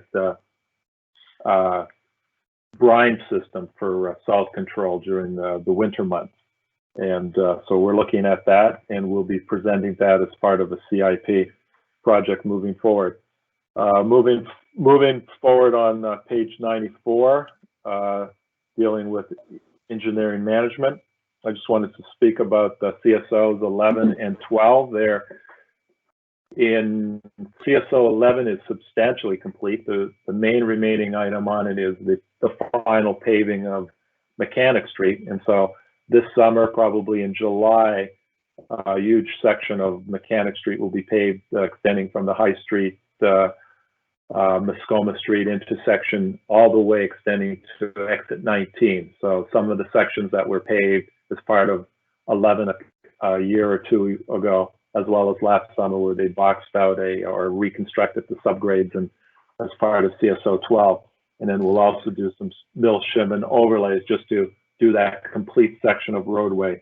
So that's a very good thing. So CSO 12 is just wrapping up. That's the area off of Escola Street, and that's all the utilities, or for the most part, are in the ground, the water and the sewer and the drainage, and the paving should happen this summer as well. So the contractor part construction will be, for the most part, will be complete with the CSO construction work for 11 and 12 come middle part of the summer, which will be a change of pace for all the work that's been going on in the CSOs for the last decade.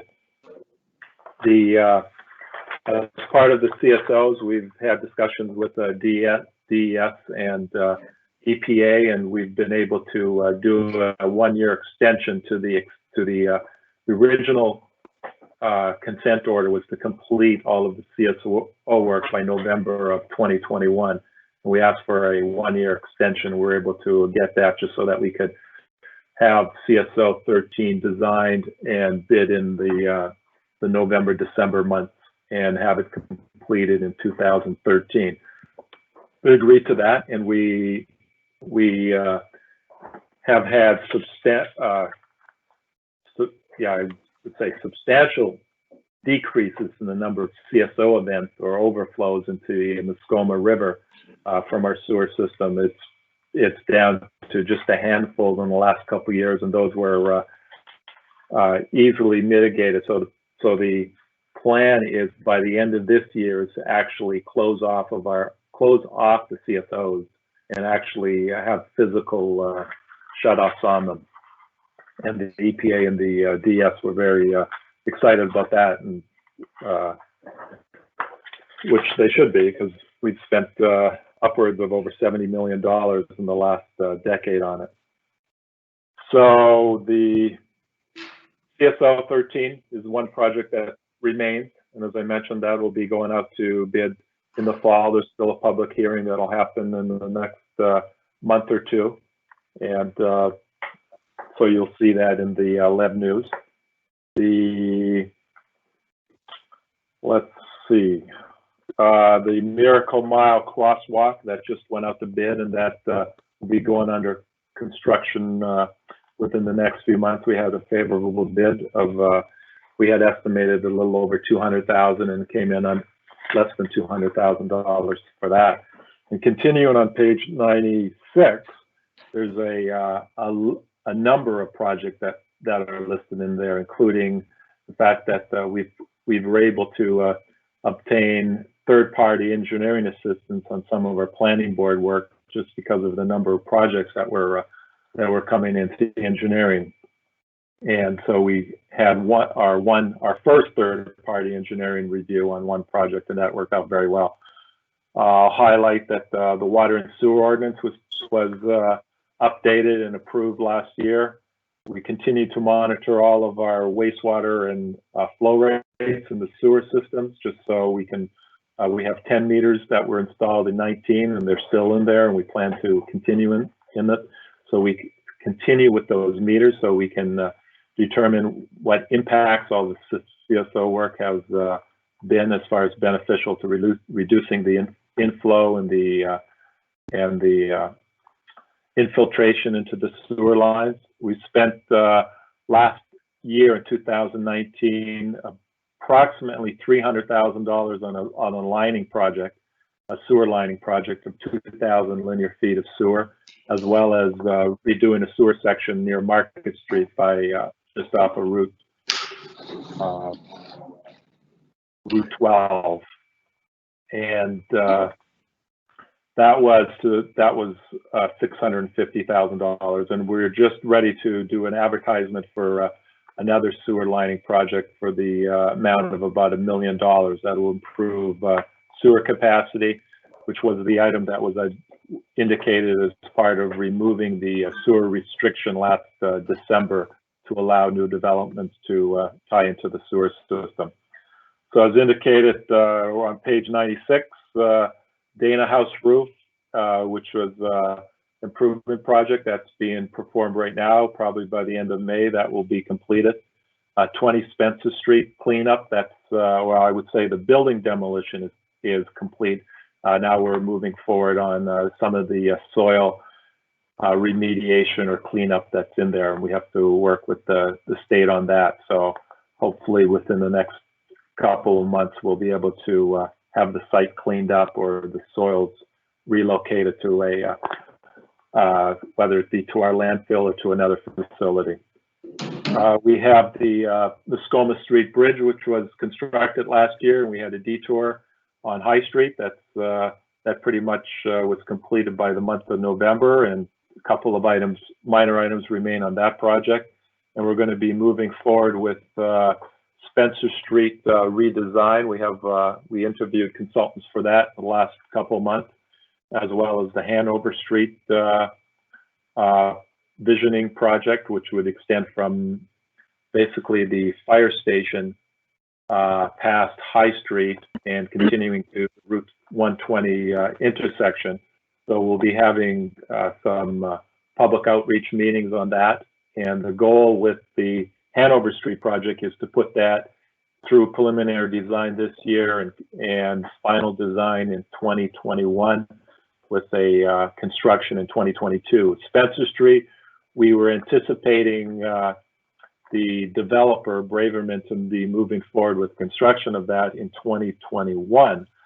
So preliminary engineering discussions that we had with our consultant was for them to do something called a design charrette, to have as many people involved in it as possible to move forward with the design, so that that design could be completed in 2020 and construction in 2021, which theoretically would mesh with what the developer has for his construction of his building.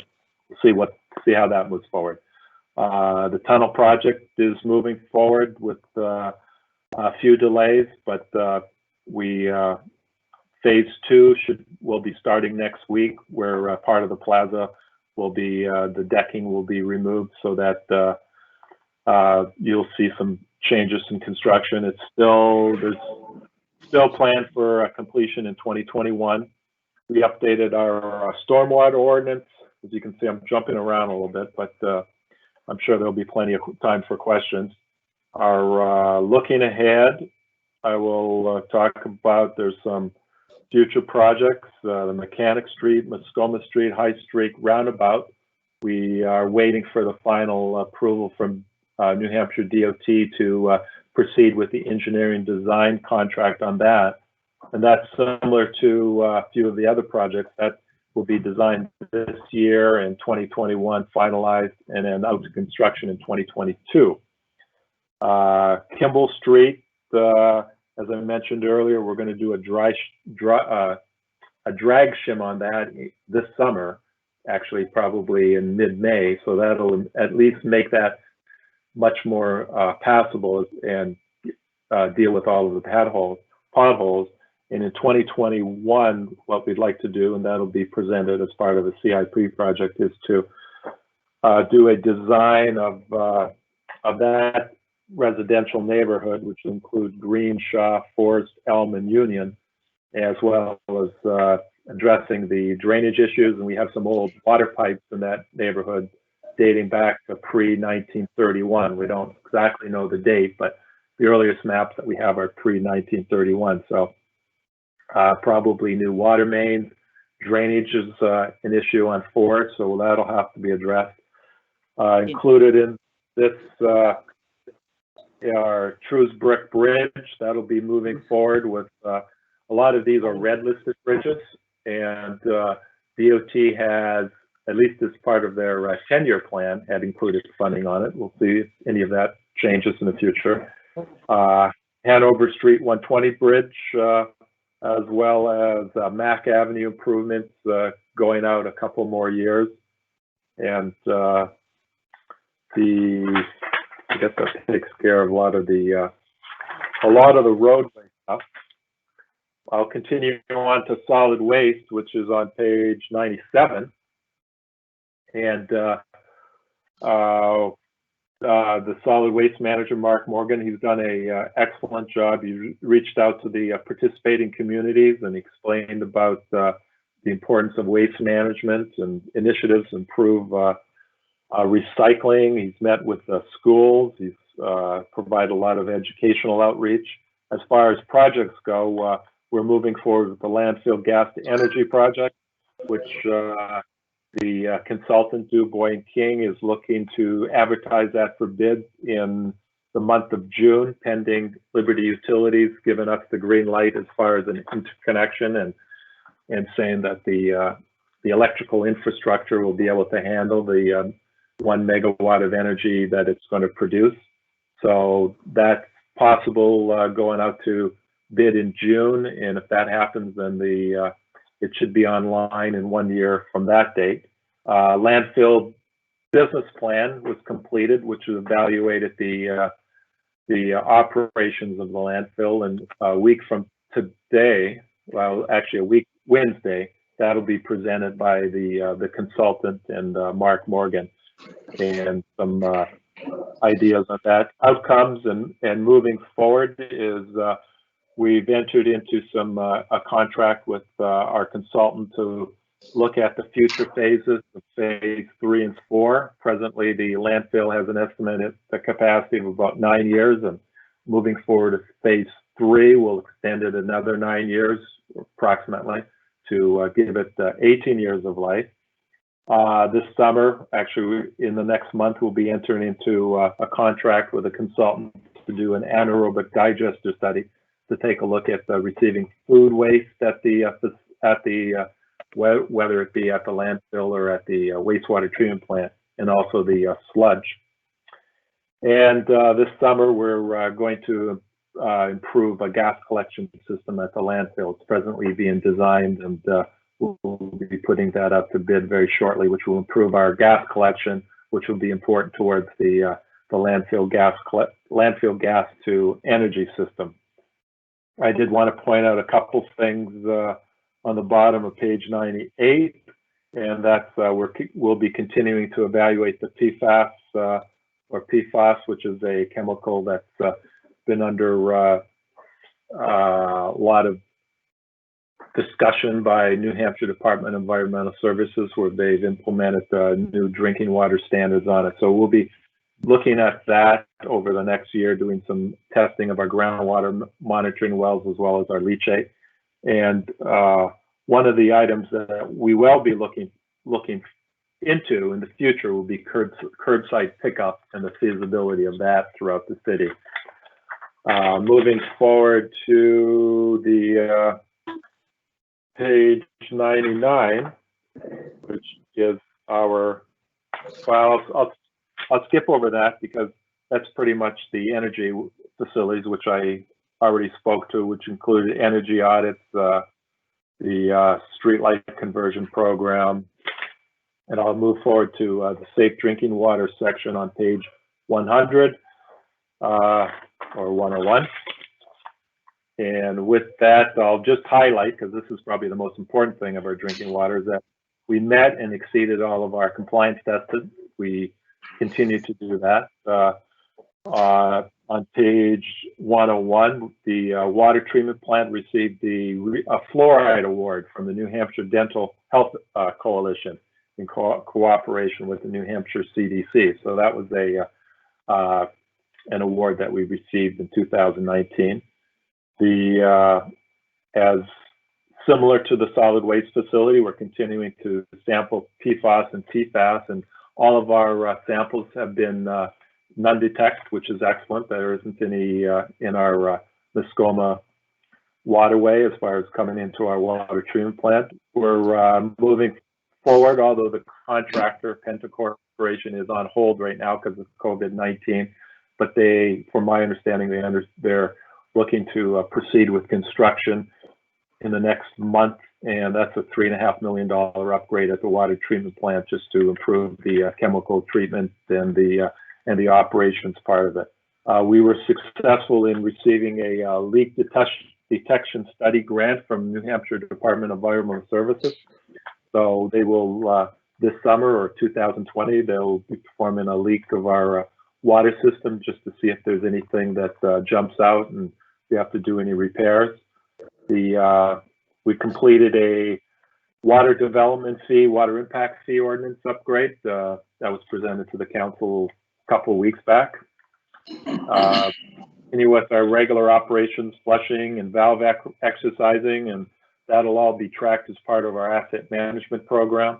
And one of the items in our future, looking ahead at the on page 101, is we're going to be proposing as part of our CIP is to take a look at a future backup water source for the city. And one possibility that's has been very favorable to the city of Manchester was called radial wells. And these are wells that go into an aquifer underneath the river. So we're going to be proposing that to explore that as a future backup water source for the city. Jumping ahead to wastewater on page 102, we, as I indicated earlier, we've had significant reduction in CSOs in 2019 compared to 2009. And we completed a water and wastewater business plan where we took a look at the staffing and the operations and all of our standing procedures that are performed at our plant, at our water plant, our wastewater plant, as well as in our utility system, whether it be sewers in the ground or wastewater in the ground. We've been making some changes to that, and we will be trying to implement the recommendations by the consultant over the next 1 or 2 or 3 years. We cleaned 33,000 feet of sewer lines, which is important as part of making sure there aren't any blockages. We completed a wastewater treatment plant phosphorus pilot study, which was successful. One of the items that we're going to be submitting on in the next few months is a NPDES renewal permit. Every 5 years, the EPA requires a treatment plant to submit a revised permit application, and the EPA looks at that, and from that they determine whether or not any of the discharge requirements are changed. One of them could be phosphorus or a slight change in phosphorus removal, so we've been taking the initiative to determine whether or not we can accomplish phosphorus removal. One of the items, as I mentioned earlier, and that's on the bottom of page 102, is to physically close out of our CSOs by November of 2020, which is a very positive milestone for the city, considering where we were 10 years ago. And on top of page 103, we'll be pigging, sending this cleaning device up the sewer force main in Enfield to about 14,000 feet, and that'll be happening in the next few weeks. That'll just clean all of the, I believe it was constructed in the late 1986 or 1988, so it's 30 years and it's time to be cleaned. So that'll be accomplished. One of the items that's highlighted in here is our septic receiving. We started receiving septic in 2019. We're still evaluating it, and one of the items that we'll be moving forward with as far as the CIP is determining whether or not to improve a septic receiving facility and whether that's a economically feasible option for the city. So that's a lot of stuff. Well, I think I'll take questions, and Jay Corelli as well as Mark Morgan are available for the items I can't answer. Well, thank you, Jim. That's a lot to chew on, to say the least. Are there any councilors who have questions on anything that was presented by DPW? This is Timothy Oakville. I'll go after Erling. Yes, Councilor Heisted. You give us a situation update on the Packard Hill Bridge, and also did they lower the PFAs down to 14? Have they decided what they're going to use as a standard there? So I'll take a first cut on the Packard Hill Road Bridge, and then Mark Morgan or Jay could chime in on the PFOAs. But the Packard Hill Road Bridge was something that we contacted the original contractor, who's Stan Groton, and he gave us a very good price to go. We all looked at the bridge, and then we had discussions with Groton, and he gave us a proposal of about $180,000 to do some improvements to it, which included replacing the roof and the decking, as well as doing some structural repairs to it. And we're also hired a consultant, Dubois & King, to do a structural load rating on the bridge. So presently the bridge is closed, and we have a detour package around it. And the plan is for that to be up and running or open back to the public by the end of June. That should happen. There was a little bit of delay in the roofing material. Was typically, the contractor said typically you can get the roofing material in 5 days.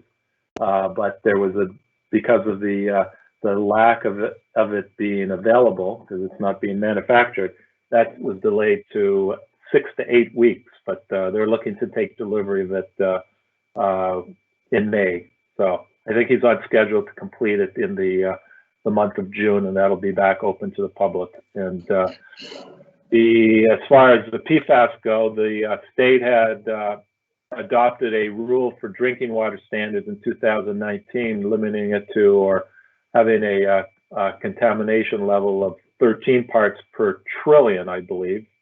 And that got challenged by a number of parties, so there's a stay on that legally. And so the DES had required that all drinking water systems sample for PFAS and PFAS and a number of those related chemicals starting in the fourth quarter of 2019 and continuing for 3 additional quarters. We've sampled in the first 2 quarters, and I believe, Jay, you can correct me if I'm wrong, but we're eligible to ask for a waiver not to continue any additional sampling. Did you want to add any? Did you need any more information on PFAS other than that? No, thank you. I didn't know what the challenge, what the result of that had been. Okay. Mark, did you want to add anything to that? Nope, you did fine. Thanks, Jim. Okay. Councilor Hill? Yes, thank you. There's a lot in there. I appreciate the presentation. It's a long day and I'm getting tired, but so I will just say one thing, which is that I think this is the first time in 15 years that I've heard mention of curbside, exploration of curbside pickup, and I'm delighted. So I'll be very interested in hearing how that goes. Okay, that will be a lengthy discussion, I'm sure. Councilors, any other questions for DPW? Hearing none, we'll move on to recreation. Rick and Christy, if you would lead us off. We're saving the best for last, and you're clearly the best, so therefore, here you go. That's right, just like my high school track coach used to say, saving the best for last again, huh, Rick?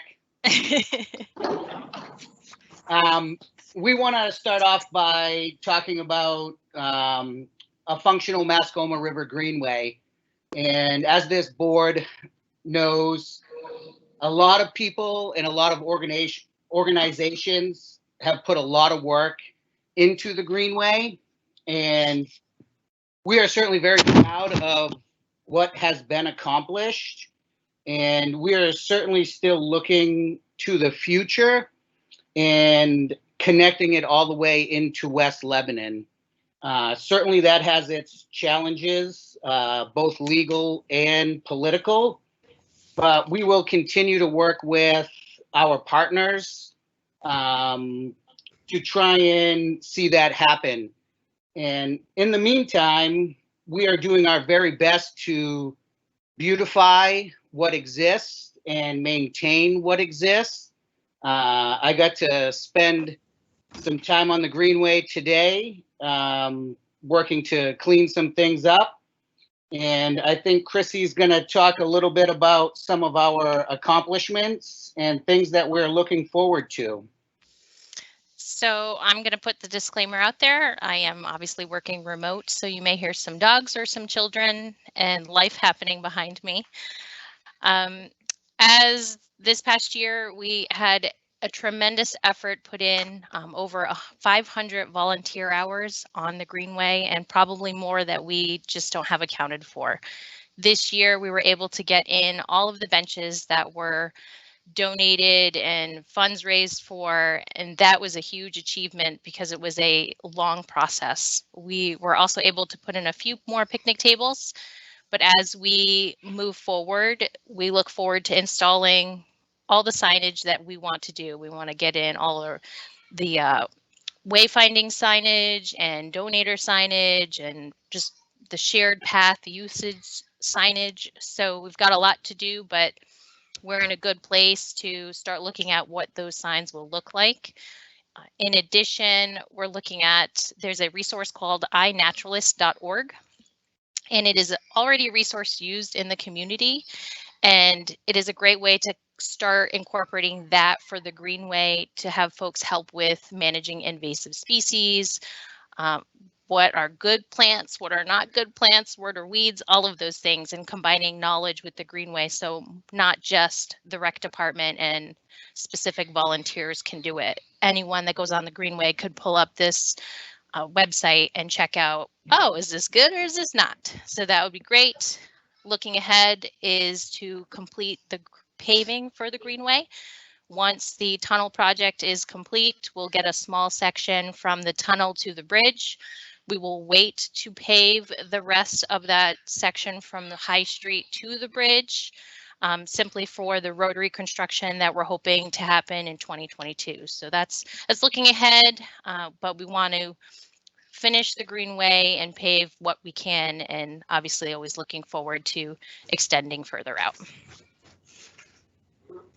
Any questions on the Greenway?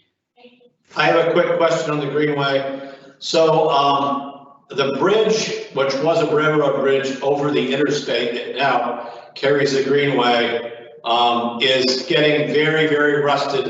It is my guess that the state has has no interest or intention to maintain that bridge at all. I just throw this out there at some point in time, because the state is now painting the Mascoma Street Highway Bridge.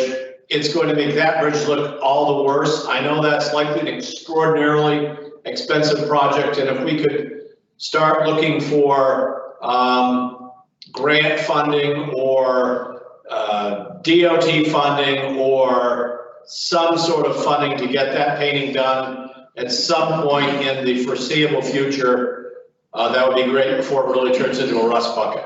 So I just, I looked into that, and DOT would be glad if any efforts the city would wish to pay for the cost of doing that. They're obviously, for them, it's way down, very low on the list, because it doesn't, cars don't travel over it.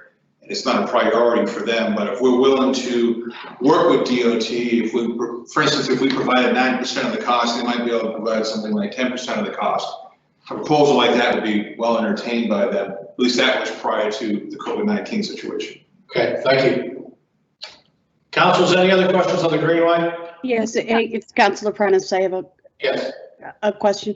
I truly believe the Greenway is, a jewel of the, one of the jewels of the city, and I'm a frequent walker and bring other people from the city and from outside the city who are visiting onto the Greenway. It's definitely. What? Go ahead, Councilor Prentice. Yeah. So I appreciate all the volunteer hours. I see the benches that are out this year.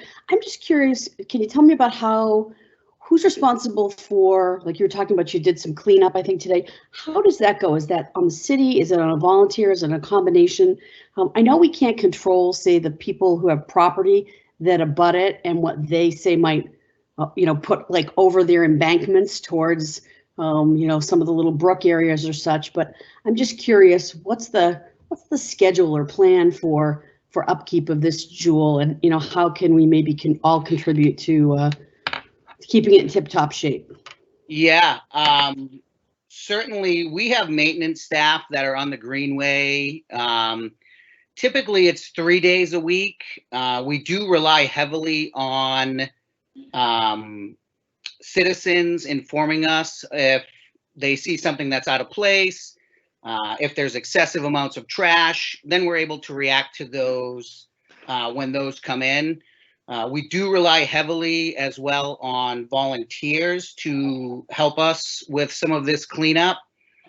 And we have actually been working with homeowners along the Greenway, many of whom have reached out to us wanting to clean up, say, stuff that was thrown over the rail embankment many years ago.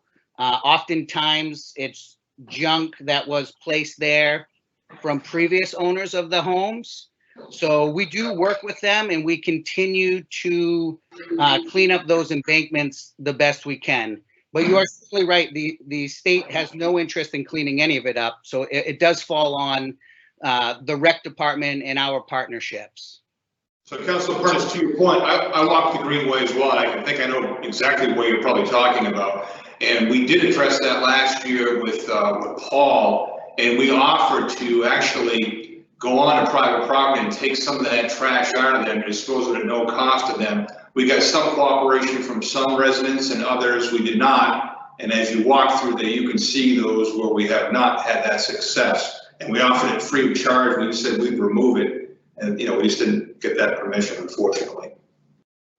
Thanks, John. And I remember bringing one situation to your attention, which was handled, immediately. And I appreciate the residents that have have stood up to help us with this, because it's important. And some of the places where some of the trash was removed, there's new items that have replaced it. But it's incumbent upon all of us. And that's basically what the recreation staff said. So I appreciate all the work that's done. Let's just continue to press forward, and we'll see if we can get more partners to remove their tires or whatever it might be. Thank you. But just again on that, because I was on the Greenway the other day and I had some folks that were out of town visiting, and they looked at that and said, aren't you doing something to clean that up? And it really is kind of a burr on my side as well. And we're going to try and make another effort again this year. And there's a couple of spots there to see if we can get some cooperation from the property owners to allow us to remove some of those items that are there. Thank you very much. And again, the Greenway it's a jewel. It's fabulous. That's just one small piece of it, and we'll just keep working towards making that situation better and better. Councilors, any other questions on the Greenway? This is Karen. I just wanted to say I agree. I think more and more people are using the Greenway every day with the social distancing and using it as their way to get out of the house in a safe way. So I'm glad to hear from Chrissy that there's going to be some signage going up. I think there's a really big opportunity there. And I think the Greenway, as it seems like more people are walking instead of driving these days. And so we have, I think the Greenway is actually a huge opportunity for us to communicate with our residents. Thank you, Councilor Hill. Anyone else? If we move on to rec fields. Sounds like we're moving on to rec fields. All right, looking at adequate field space and playing space, we have found ourselves in a bit of an unfortunate situation over the last few years where field space that was maintained and managed by the city has been dwindling, speaking specifically about the Elks Field, moving into private hands with Dartmouth Coach. And then also the former Lebanon Junior High School, which we do still maintain and have access to. However, we've been unable to secure a long-term lease for that facility. So field space has really jumped up our priority list. In the last decade or so, I would say that the largest jump in users of our green space has been adult sports. We have a vibrant adult softball league, and we have many adult groups that are playing pickup soccer and requesting space from us. There's been a revitalization in rugby in the Upper Valley for both men and women. We work with them to provide field space. We've also worked with ultimate Frisbee groups, and we've gotten to a point where we're really having to limit the number of meetings these groups can have on our fields, because we also run pretty significant youth programming. We also have had a lot of folks who are looking towards us for winter field space or indoor recreation space in the winter. A lot of that is due to the closing of Grantham Indoor. So we continue to look at spaces in Lebanon that may be viable for us to develop for field space.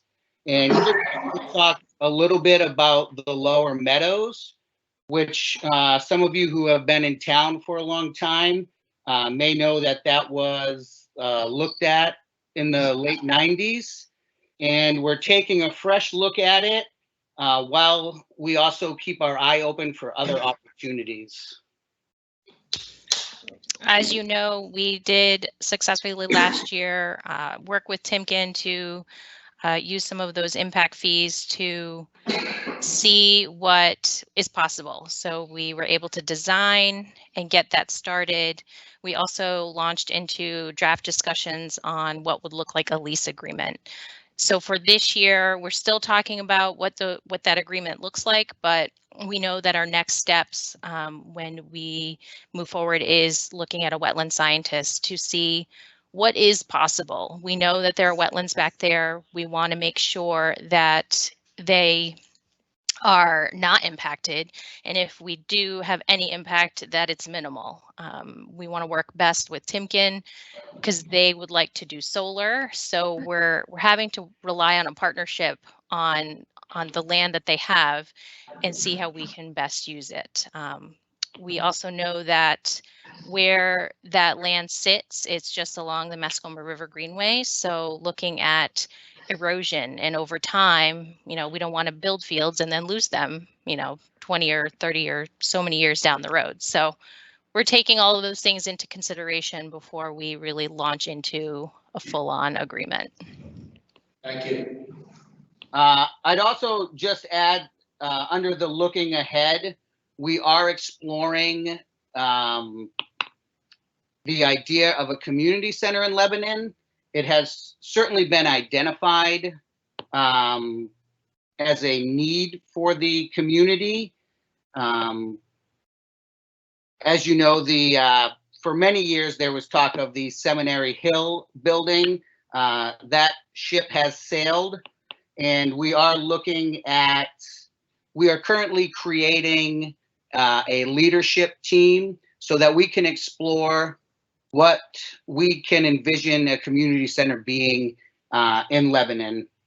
And speaking to the planning that happens in Lebanon and these talks of large developments, we have chatted with David Brooks recently about what type of public-private partnerships may be able to come up in some of these developments, whether it's for a community center or programmable recreation field space. Okay, thank you very much. Councilors, any questions about that topic? I have a question. Yes, please. Maybe I missed this, so please forgive me, Rick, but when you say the ship has sailed on Seminary Hill, number one, what exactly does that mean? And then building a community center for indoor field space, are we talking about, basketball courts like we would have, say, at Seminary Hill, or is something else envisioned? So it's actually kind of sort of two questions. Yeah, so as far as Seminary Hill goes, we worked very closely with the SAU to develop a vision for that building where the SAU, recreation, and also some nonprofits could exist, which included some architectural plans to renovate the building. And the SAU decided that was not in their plans. So we've had to move away from that and put our energies elsewhere. And to the terms of what a community center may look like in Lebanon, like I said, we're developing this leadership team. And if you look across the country, people are doing some really creative things with community centers as far as partnering with nonprofits, for-profits. So we are really looking at this leadership team to come up with what is possible. And then there will be a very vigorous attempt to collect information from our residents as to what they actually want to see this space look like. Okay, thank you. I, continue to be not disappointed in the city from city administration side, but this, continual inability for whatever reason to kind of like come to a good meeting of the minds with another jewel in our city, which is this space at Seminary Hill. It is a natural fit I've just, it's like Groundhog Day again and again and again. I appreciate your continued efforts. I just want to go on the record once again. It's disappointing. Not on our side, but it just feels like we're, again, Groundhog Day, banging my head against a wall. Okay, thanks for all the good work you're all doing. Thanks, thank you, Councilor Prentice. This is Okay. Councilor Hill. Oh, yes, Councilor Hill. Yeah, I want to echo what Councilor Prentice just said about the disappointment with the SAU on the topic of Seminary Hill. And I suspect that in the next year or two, the SAU is going to feel increasing pressure from the property taxpayers to maybe be, to maybe think about how they're stewarding their resources effectively. So it might not be, maybe there's a Pollyanna part of me that wants to say, I'm not sure that ship has quite sailed, or maybe we thought it did, but I have a feeling there's a way this pandemic might bring it back into port. Thank you, Councilor Hill. Go ahead. Agreed, thank you. I was going to say our door is certainly always open, and we are always open to those partnerships. That was the most recent sentiment that we have garnered from the SAU. Okay, thank you very much. They certainly have been consistent. Yes. Next topic. If we could have another thought on playing fields. Yes. Has there been any thought lately as far as using the Bagley Field, which is across from Mahan Flat? There was a bridge used to be there, but the bridge is no longer there, but there was also interest in accessing it coming across from the Heater Road. Has there been any consideration of using those lands? There has been. We actually did work recently with Pathways Consulting to look at that property. Again, the greatest challenge that we face is that access. Nothing is off the table, but parking for that facility to program it would be a great challenge. Also, handicap accessibility without building a full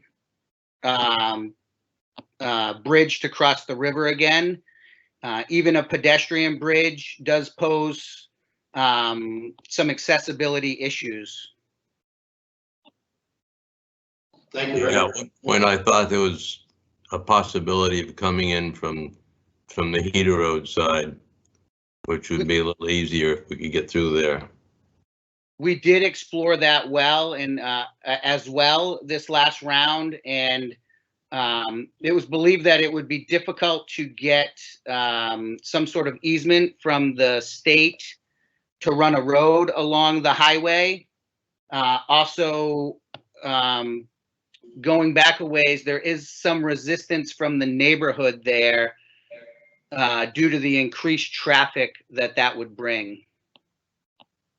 Yeah, the state at one point had been open to possibility of having a box culvert to access that, but that may be long gone at this point. Okay, let's move on to the next section. All right, looking at a diverse number of programs and special events. This one is certainly hitting home right now for the rec department as we really work to envision what our programs and events will look like moving forward. And in discussions with city manager's office, we understand that these special events really can build community morale. And we are working hard in our office to find ways that we can still hold things that really bring that sense of pride to Lebanon. And we're currently in conversations with the Opera House and CATV to see what we can do to still offer some events virtually. And I know Chrissy has some things to add to this topic. We are, we're always relying it's not just our department, but on our partnerships to make magic happen, as I tend to reference it. We are always thinking ahead, and in this time, we talk about a diverse number of programs and special events, and I'm like, this is what I do, and everyone has to stay home. This is a challenge, but we're ready. We're looking to continue to invest in our social media presence. So whether we're in the office or whether I'm here at home and working with my kiddos to help make that presence there, so we stay vibrant and current. We want folks to know that we're experiencing the same things they are, which is either being at home and doing it all, or if you're traveling into the office, doing your part and wearing a mask and sanitizing. So we're thinking about, like Rick said, the creative ways can we make it happen? And a big part of that, and as folks may know, a piece of that is the farmers market. I kind of look at it as a slow reopening to let's see what we can do and do it safely, because of course, health and safety is number one. But providing the opportunity for folks to come out and get what they need from the market and support those vendors, that is a huge priority for us as well. You're going to hear my dogs bark. Other accomplishments we've had in the past year, we had worked with Megan Henry, did a You Only Live Once programming series last year, and it was a great success. The intent was to target a younger population, so 21 to mid 40s, and it garnered folks from all ages. And I think we even had a participant that was in her 80s or 90s do some tandem skydiving. So it just really reiterated how amazing the programs can come together and how creative we were able to get. Another opportunity was LebFest last year, and a partnership with the Upper Valley Business Alliance. And I think that went off without a hitch last year, and folks are really gung-ho for it this year. I think we're going to have to wait till 2021, but it was a really nice partnership that brought together almost everyone.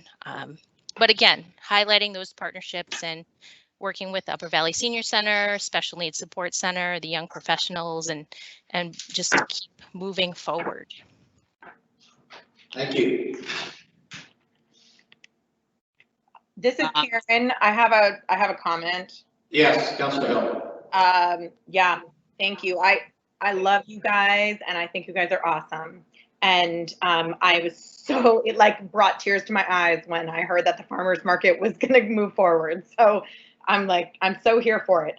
But I want to say that I think one of the things a lot of people are dealing with is major fatigue from all of the online stuff. I'm on a screen all the time. My kids are on a screen all the time. It's exhausting. And so I think to the degree that you can think about ways to do events that are not actually on a screen, that would be wonderful. And I guess, or I'm thinking of a screen in a big sense, but I think there are some communities that are kind of creating makeshift drive-in theaters. And so maybe we can find a spot that would make sense for that.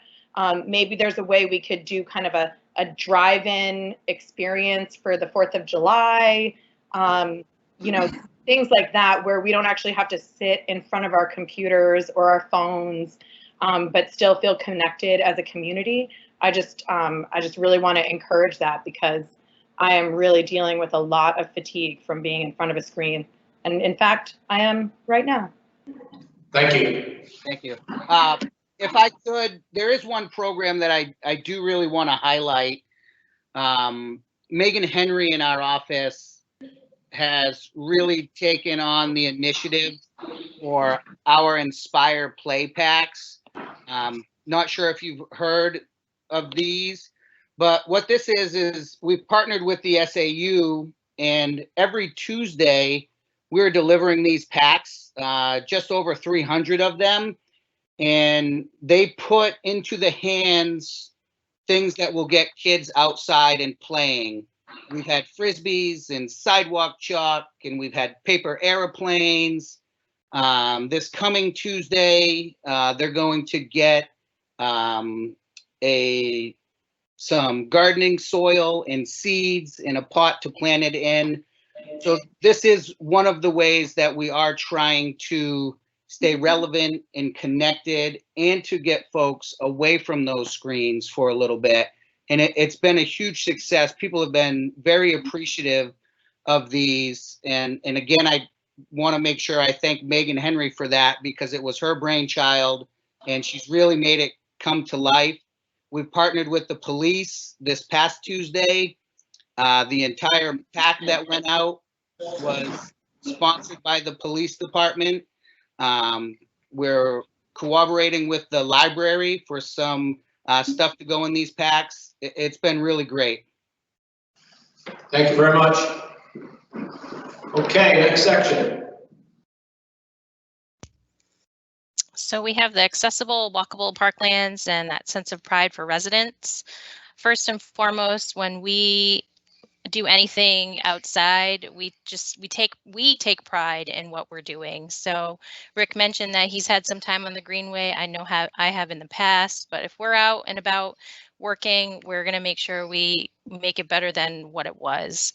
So, and we're always looking to kind of take stock in what else can be done. So if there's a good spot for another pollinator garden, a better place for some trees to be planted, we will do what we can for that. We have just recently partnered with Green Mountain Power, and they were able to plant 3 brand new trees over at Riverside Park this spring, and in honor of our Tree City status. So I was pretty happy that that was able to be done. Looking forward under this objective, you know, we are looking at ways that we can enhance the parks that we currently have. One of the things that is on our radar, and we hear from folks a lot, is about the walkways on Colburn Park. They are in need of repair, and I have been in touch with Mike Hammond at DPW about getting some temporary patches so that these walkways are passable, especially for folks who are utilizing mobility devices. And it is on our radar to get with the Heritage Committee to see what these walkways could be. Will they exist in their current configuration? Or are we able to do a little bit of a redesign? Also looking ahead, we are very aware of the importance of our playgrounds throughout Lebanon, and also that they do not have a 100-year lifespan. So we're looking to come up with ways that we can come up with a replacement plan for those.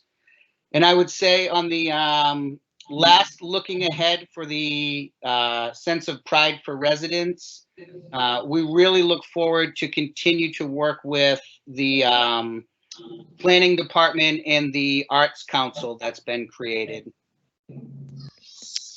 And I'm going to jump back real quick on that. A big accomplishment, I didn't want to miss it, is working with the Lebanon Outing Club. They've been doing a remarkable job at managing Storrs Hill and taking a ton of pride in making sure that the building, the hill, look awesome. So I just want to recognize them for the work that they do, and they don't always get all the recognition at times. Thank you. Councilors, any questions on that section? Hearing none, move on.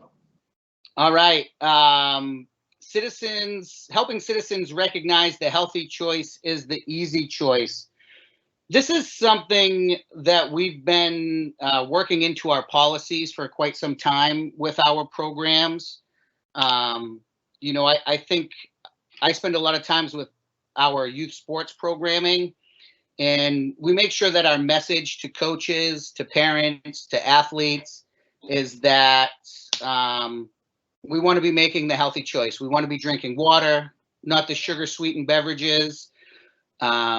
We want our coaches to plan these potluck get-togethers at the end of the season. We really encourage parents to think about what our young people are putting into their bodies. So what are you bringing to these events?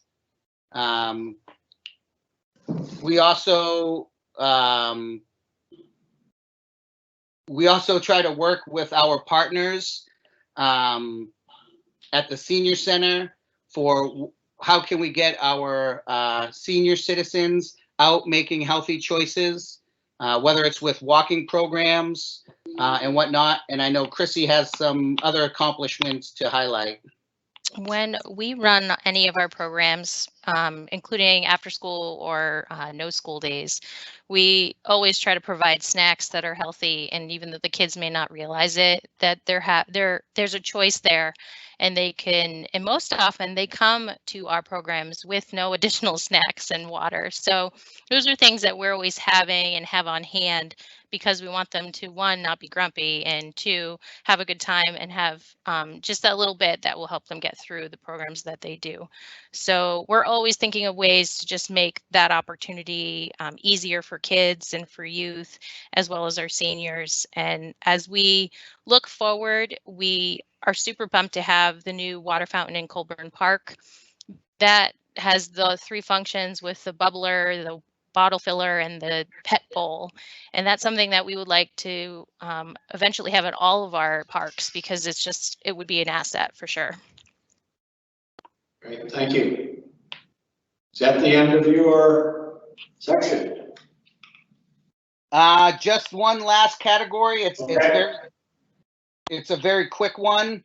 I don't have the exact date, but several years back, a group called the Friends of Lebanon Recreation and Parks was formed.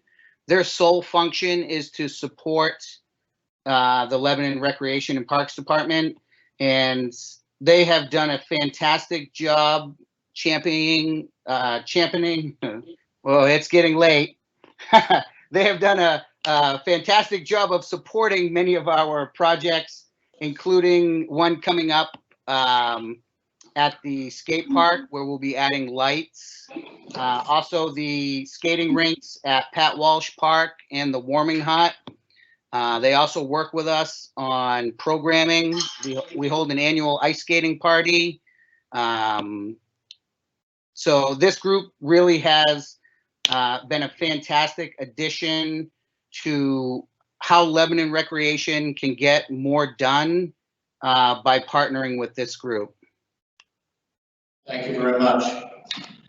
Okay, well, thank you all of our presenters over the last couple of nights this week. Thank you, counselors, for a couple of very long nights. I think we've learned an awful lot, and we look forward to seeing you all next Wednesday for our council meeting. At 6 p.m. At 6 p.m. The council meeting will start at 7. We have a non-meeting with council at 6 p.m. Okay. Thank you all. Good evening. Good night. Good night.